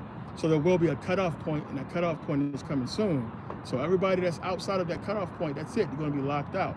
And you're going to be stuck with having to be in vote in, and it's going to be things you're going to need to do to even be considered for a vote in. It's a test you're going to have to take, a literal test you're going to have to take, and then we'll go based on that, whether or not you get voted in. So there's going to be time too, so don't think you'll be able to Google your way out of that shit. If you know, you know. So yeah, trust me, you don't want to get put to this because, like I said, it's going to be a test. You're going to have to pass it. You got to know some shit. Questions are going to have to be right. If you watch my videos though, you'll be fine.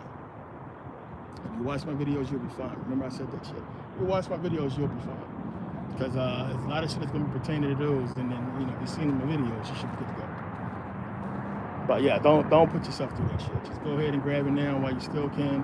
Because I'm telling, mark my words, man. I'm saying it now, and you guys already understand. I'm telling you, when people start seeing what we're doing and understand what's going on, they're going to be pissed. When they see the shirt, because I haven't shown all this shit yet. I want real, genuine people to come and jump on board. I want no fucking fake funkers and some people that's trying to ride the wave. When they see the shirts and the hats, when they see what we doing, they're gonna be fucking pissed. They're gonna be mad at themselves. Like, damn, we're gonna be, listen, we're gonna be on a fucking beach. We're gonna be so many different ruins and chilling, wearing our shirts. I got some dope shit coming out. When people see all that shit, they're gonna be fucking pissed that they could have been in this shit for only $89 fucking dollars versus having to pay $500. You'll see. So, like I said, I don't want no fake ass people in here that see what we're doing and then now they want to join when they could have joined now. So, you'll see how it goes.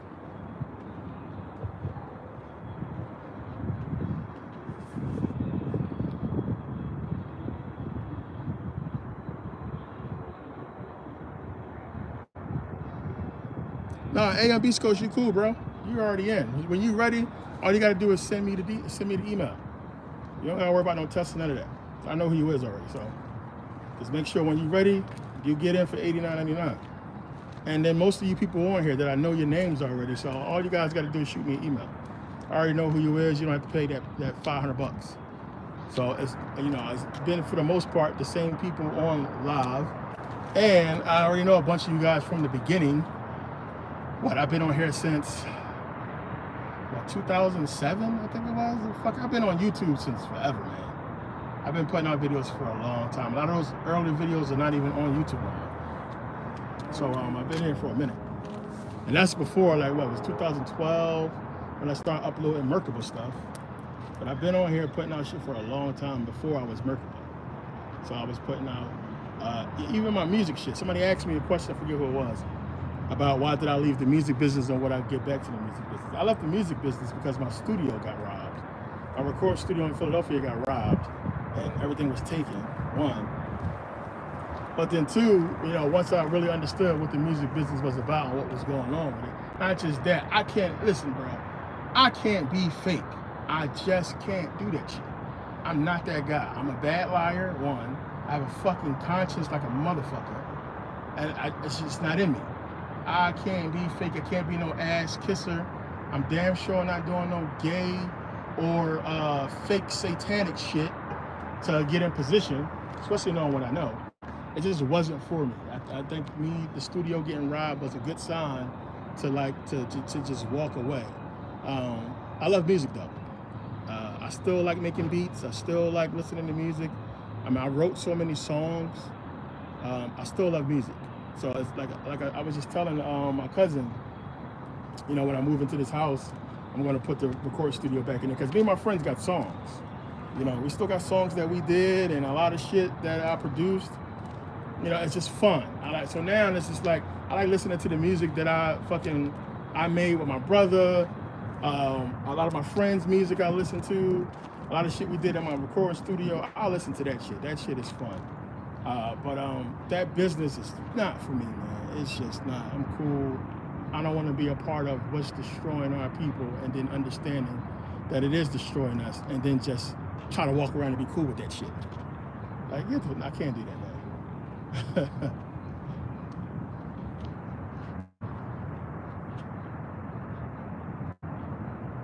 No, my homie got it, Lone Wolf. The chain, like you guys remember, I was cool there. A lot of people was like, "Oh shit, Merk, you selling your chain? You doing that bad?" It wasn't even about me needing the money then. It was just I wanted to get rid of that, some of that gold. I had a lot of chains and shit. I wanted to get rid of it, and it was for the server, if you guys remember. So I was just like, "Oh shit, we really need to get these servers out the way." So I was just trying to sell whatever I could because the server is way more important. But let this call go on. We got Ace Cloud. Thanks to Ace Cloud and a few other people, we was able to get the servers out the way. So we have those.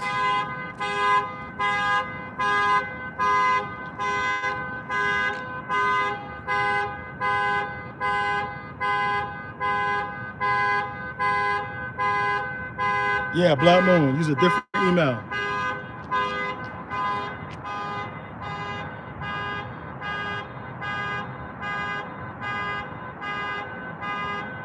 Yeah, the guys, I pressed charges. The thing was, one, I went to court for those guys. So the guys who robbed the studio ended up being a janitor that worked there and one of his friends. They was fucking crack addicts. So when I went to court, the judge gave me the choice. The judge said I could either throw them in jail or I could put them in rehab. It's up to you. Either way, they're gonna have to pay you restitution, right? Because it's 50 grand a piece for both of them in restitution, right? So I chose, of course, rehab because it was two brothers, and I'm like, they fucking just drug addicts. The problem fucking was the computer they stole. I was stupid. My girlfriend at the time, I should have listened to her because she told me not to put that fucking computer in that studio, and I should have listened to her. But in my mind, I'm like, the fucking building was secure. You know, who the fuck to her? Because that computer is gone forever. Can't find the person he sold it to, is gone. And I'm talking about, you know, a good 25% of my life, 30% of my life pictures, my military pictures, a lot of pictures from film school, a lot of stuff I was doing, the celebrities that I met, all those pictures was in that computer. And that shit is gone forever. Like, you understand, I fucking cried for days. That shit still hurt now, I'm talking about that shit. I cried for days of losing that fucking computer and all that fucking information that was in there. I would give any amount of money that I have to get that shit back. There's so many good memories in there and pictures, only got a few. And this is before, you know, Facebook and Instagram, of course, before all that shit was popping. So I didn't really have everything backed up. Luckily, on a hard drive, I had some stuff backed up, some pictures. So I was able to recover some of the old pictures, but just like so many good pictures. I met Janet Jackson. I had a picture with Janet fucking Jackson, bro. Like, can you imagine? I don't even tell people some of the shit because I don't got the pictures no more. So I don't even say who the fuck I met and was around because I don't got the fucking pictures no more, and it sounds crazy. But I actually fucking met Janet Jackson, dog. It was so cool. I got a picture of her. It was like one of my most prized, coveted pictures. But yeah, of course, they all got robbed. Those two dudes, you know, they lucked up and was able to go to rehab. But I just took that shit as a sign. I was like, fuck it.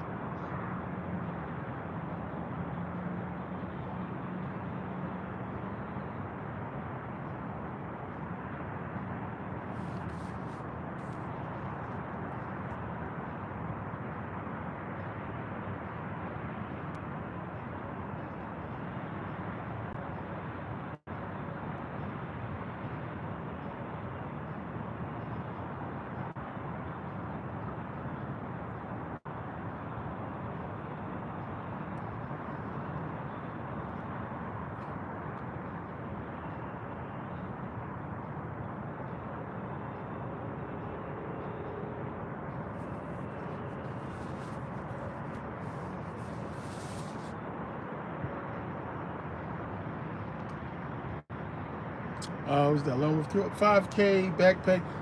First thing you should do, one, is open up an interest-bearing account, savings account, and put that money in there so it can earn some interest for you. So at least while your money's sitting there, you can earn money interest in it.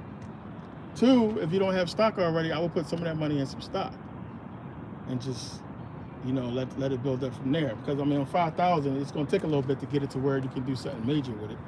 But the first thing is investing. So it all depends on where you at in life right now. You got 5,000 you can afford to grow, because you got to remember, you didn't have it yesterday, you got it now. So be smart with it. Some people, they get a little come up like that, and they fucking shit burn a hole in their pocket. Next thing you know, they got a fucking new fucking bike, a new bunch of bullshit they don't need, and then the money's gone. It's better if you got basically damn, 5,000 to invest that shit. Put that shit in some investments, let it grow, and flip it. Because you didn't have it yesterday, you got it now. So now, let that shit work for you. You was maintaining and living life, and everything was good before you got it. Continue to do what you've been doing, but now with that, put that shit into something that's going to grow and make more money for you. Best thing to do, one, is make sure you got that interest account. You probably got one already. And then go look at your debt. That's another thing. Now, fucking people be so dumb. Go look at your debt. Go look at what you owe. One, if you didn't, make sure you got the Doubly app. I showed everybody Doubly. That's the app that's going to help you get that stuff off your credit and boost your score. So one, put it into some investments. Two, whatever you dispute, any debt or any shit you have on your credit, and pay off whatever you can pay off that's going to boost your score. Your credit score going up is worth way more than $5,000. Get your fucking credit score up. Do what you got to do to get some of that shit off your credit. Boost your score up, and you can get a fucking $5,000, $10,000 credit card. It all depends. There's so many different ways that so many different things you can do with that money.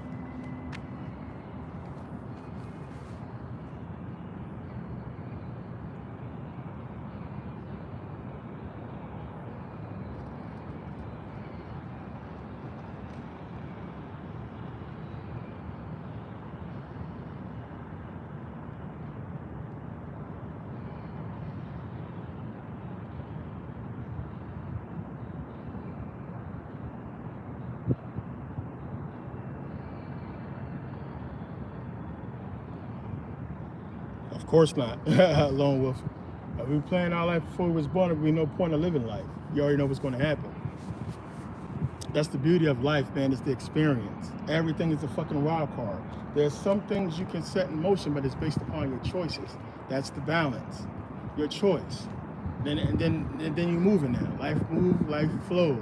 But it's all gonna come off of your choices. So what's the energies? The energies is positive and negative. They're pulling you in every fucking way. Positive, negative, every fucking way. So much. Then you have to make a choice. That choice is going to fucking mark the path that you're going to walk. Plain and simple. That path is going to open up doors. It's going to put you in different positions, different fucking experiences, and then experience after experience based upon your choices. So that's what it's about, man. You plan your life. Life is what you make it. You guys heard that. You plan it. You plan it in the physical form, because you have to make choices that you know is going to affect your life. And when you make wrong choices, there's consequences. We all know this. So if you're really conscious about life and what's going on, and you start to really live in truth, that's the fucking key word here. That's the scary one for a lot of people. Fucking truth. You can't afford this. You can't do that. She only wants you for your money. You're never going to have this. You got to work real hard to get that, but you're not willing to do it. You know what I'm saying? So choices you make is going to fucking determine all those different things, man. And it's like, you just got to, then there's so many choices. You know what I'm saying? Choose here, go this way. Choose here, go that way. Choose here. What the fuck are you going to do? And then what are you basing your choice off of? What philosophy? Well, like, you understand? It's fucking deep. But that's how it works.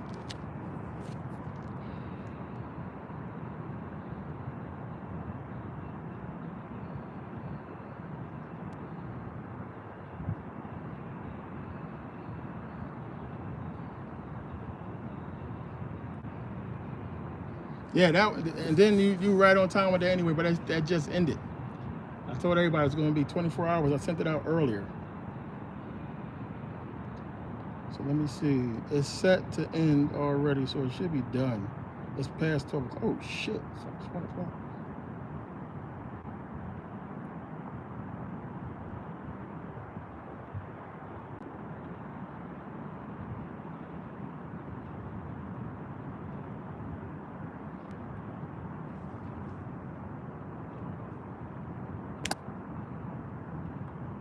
Yeah, that was, a lot of people didn't get that. That's the original email I sent out before that. I sent out to all Never Pay Again members, but then a lot of people emailed me today and said they never received it or went to their spam, so I sent it out again. I wanted to send out to MPA members to get into it first, the opportunity for one day, but a lot of people didn't get it, so I put it out again today. And yeah, and I said, like I said, 24 hours. Well, I put it out yesterday. But a lot of people is just now getting it in the inbox, and that's how it goes. That's why I said, like, it ain't me. All I can do is send an email. I don't control the flow of it or when people get it, and that's just how that shit is. But you know, that's all I can do. It's a done deal. Tomorrow, that shit is going to be up, so it's going to be probably at 150 tomorrow, and then it's going to go up to 500. Like I said, we got to before the 9th. Not everybody's going to get in. But the people after it goes up who tries to get in, at least we know they're serious.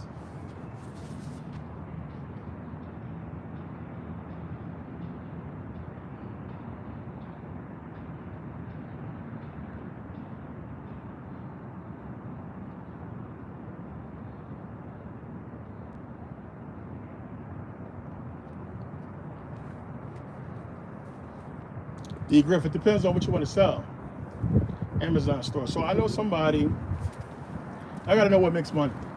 Baby stuff sells. It makes money.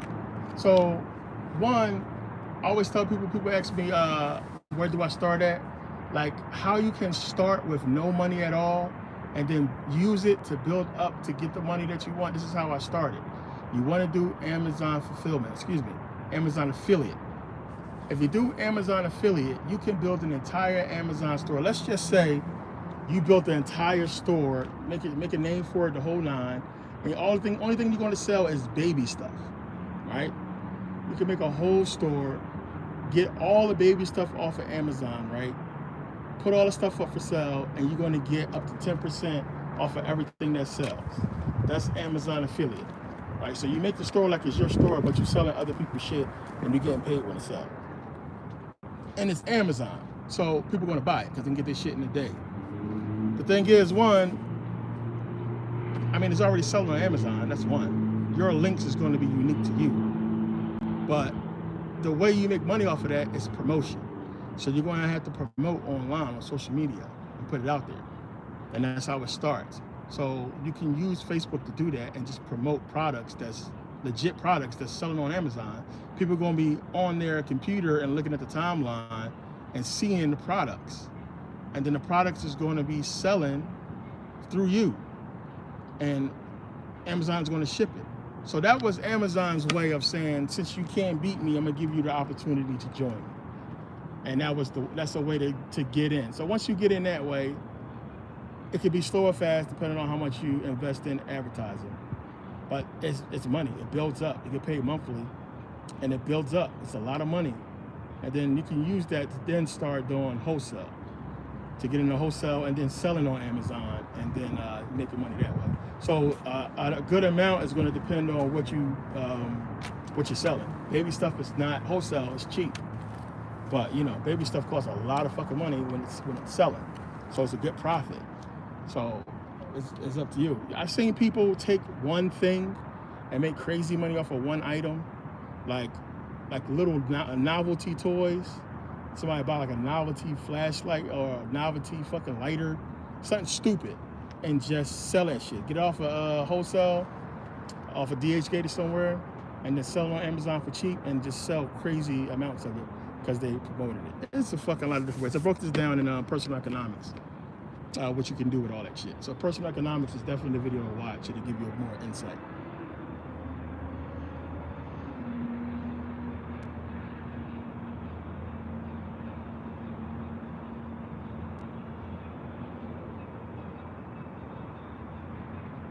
Yeah, I think what's that, SWAT D? Yeah, I think that 1 to 5 years is in the range of it going up. They're saying the same thing about as a matter of fact, let me see. It gives better information. I shouldn't have to go soon. Battery's dying.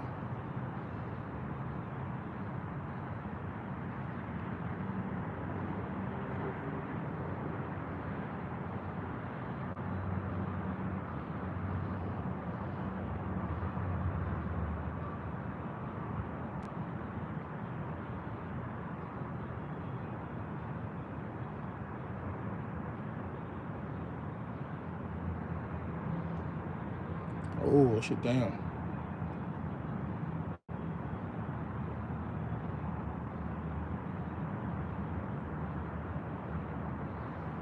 Yeah, people saying the same about XRP, which is down $1.15 today, which sucks.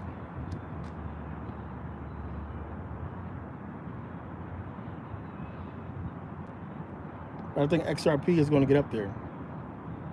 I don't think it's going to take that long, though, because of what's going to happen with the economy. But just put it like this. Like, everybody's getting into these digital currencies anyway, because the whole commodities market, all that shit is going to be completely different once we have a fucking CBDC, a federal currency, and the dollar is gone. You can't do, what we're doing with commodities now. You can't do the same shit once that happens. It's going to be no derivatives. It's going to be no money for debt. Everything's going to have to be straight out, value for value. And since it's going to be based on gold and silver prices, yeah, the only other way that you're going to make money, the new game, is going to be digital currency. So I think a lot of people are starting to get in now, and we're going to see a crazy boost. I told you guys, look where we're going at. What is it, 2,500 now? I told y'all. I said this shit. I said, get gold, buy fucking gold. I said that before, it was at 1,000. Now look at it. That shit done doubled, more than doubled. Gold is where you want to, not fucking stock, actual physical gold. Physical gold. Don't buy that fucking 10 karat, 14 karat bullshit. 18K, 22K, 24K. No, you go to fucking Europe, you're not going to find 10K or 14K. They don't fucking sell 10K and 14K in Europe. That's some American bamboozling bullshit. Don't buy that bullshit. Buy fucking 18K, it costs more, but it's worth it. It's going to be what's worth, the most later on. It's more bang for your buck.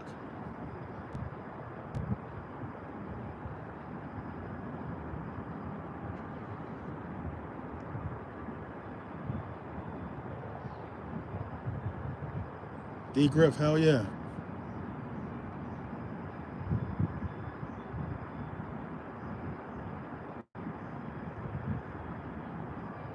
Yeah, like pay attention. XRP, you know how many times people jump into the fucking live, XRP. I'm like, yeah, we already know about XRP. I already invested in XRP. That's how I know it's down $1 and some change. But I mean, dude, it's 60 fucking cent. Some of the stocks are lower. They're in the penny stocks, you might as well say. There's a lot of these stocks you guys can get in. I talked about it on Stock Market Final. It's a lot of these stocks you can get in now. Remember, all stocks start at somewhere. Now, don't stocks start low. Man, you could have bought Amazon for $7 at one point. I get it now. So you got to get in when you get in somewhere, and then just ride the fucking wave. I broke all this shit down in the stock market, how this shit works. Suckers pay for other suckers, right? You got to look at it. So you don't want these fucking leeches. So the fucking corporations, they know how the shit works. People are going to buy in when they see the stock low, of course. They're buying in, but they're not real investors. The real investors know how to wait it out, right? So what's going to happen? You're going to have these people sell. Fucking stock's going low, I'm going to sell now. So what that's going to do? The people that's in it for the long haul, they're going to buy more, right? So now the people who sell, yo, I'm giving you back your money, but guess what? The people that's in for the long haul are basically paying for your buyout, right? And then at the end of the day, you still got to pay me some money. So I'm up no matter what. It's like the biggest fucking scam there is, but everybody can eat off of it if you know what to do. So getting into a lot of these penny stocks, I mean, being able to buy some XRP stock for 60 cents, you better do that shit. You know, what, 100 shares is like 60 something dollars? For 100 shares? That's 100 full shares. Imagine having 100 full shares of Bitcoin. Now, shit. So you gotta ride the wave. So when something happens and it goes down, don't fucking cash out. Buy more. That's where the fucking mental part of it comes into place. People want to sell. This shit goes low. Oh shit, let me sell this stock now. No, you don't sell. You buy more. And that's what the company hopes happens. People buy more, causes the stock to go back up. There's a wave. Up, down, up, down, up, down. You want to be a buyer. If it's a good company, why wouldn't you buy if it's low? If all the reports are saying it should be good and not to worry about it, then, you know, why sell? Buy because it's low.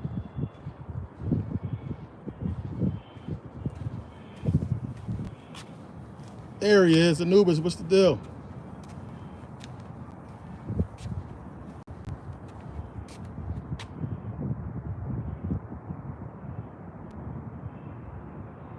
Yeah, you gotta watch stock market, man. Watch stock. That's why I put them together. Watch stock market and watch personal economics. Like I said, if you follow the plan laid out in Personal Economics 1, you can't lose. You cannot lose. It saved my ass. It will save your ass. Like, I would probably be real fucked up if I wasn't following that plan and having stocks. Not just that, if I wasn't doing my investments and fucking gambling. You know, some people say gambling's bad, but yo, I fucking missed the parlay today by one. Again, that shit fucking happens all the time. This shit. Goddamn North Carolina.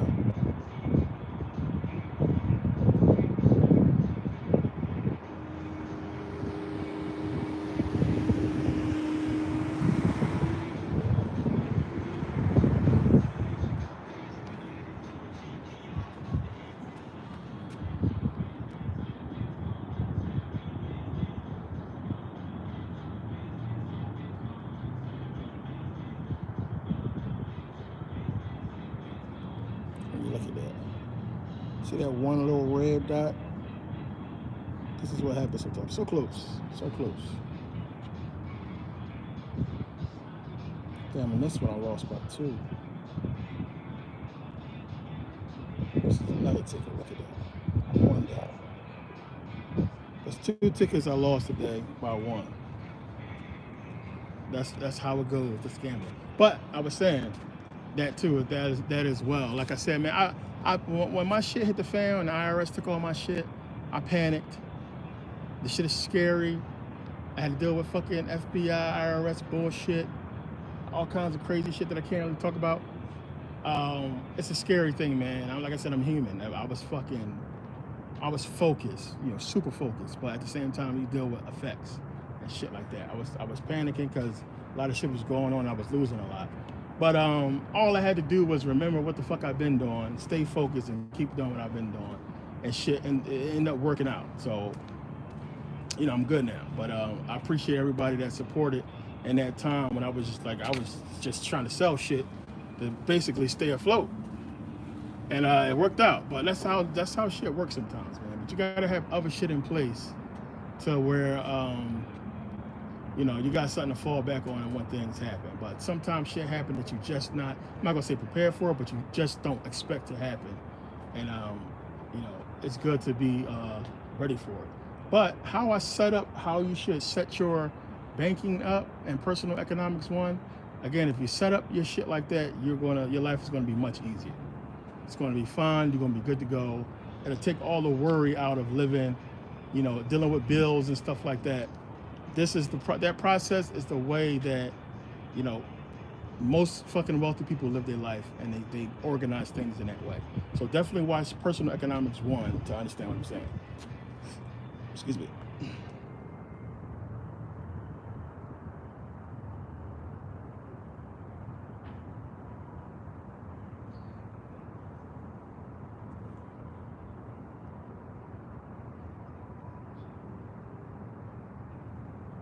Oh shit. But yeah.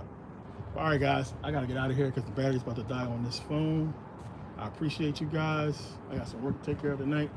But I appreciate you guys, and I will be back tomorrow if possible.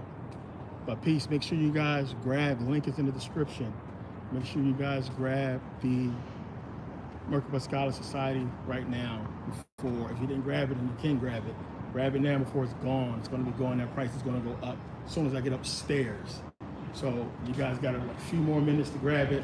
I highly recommend that you do. Don't do it to yourself. Trust me. Get it now when you can. I'll see you guys tomorrow. Peace.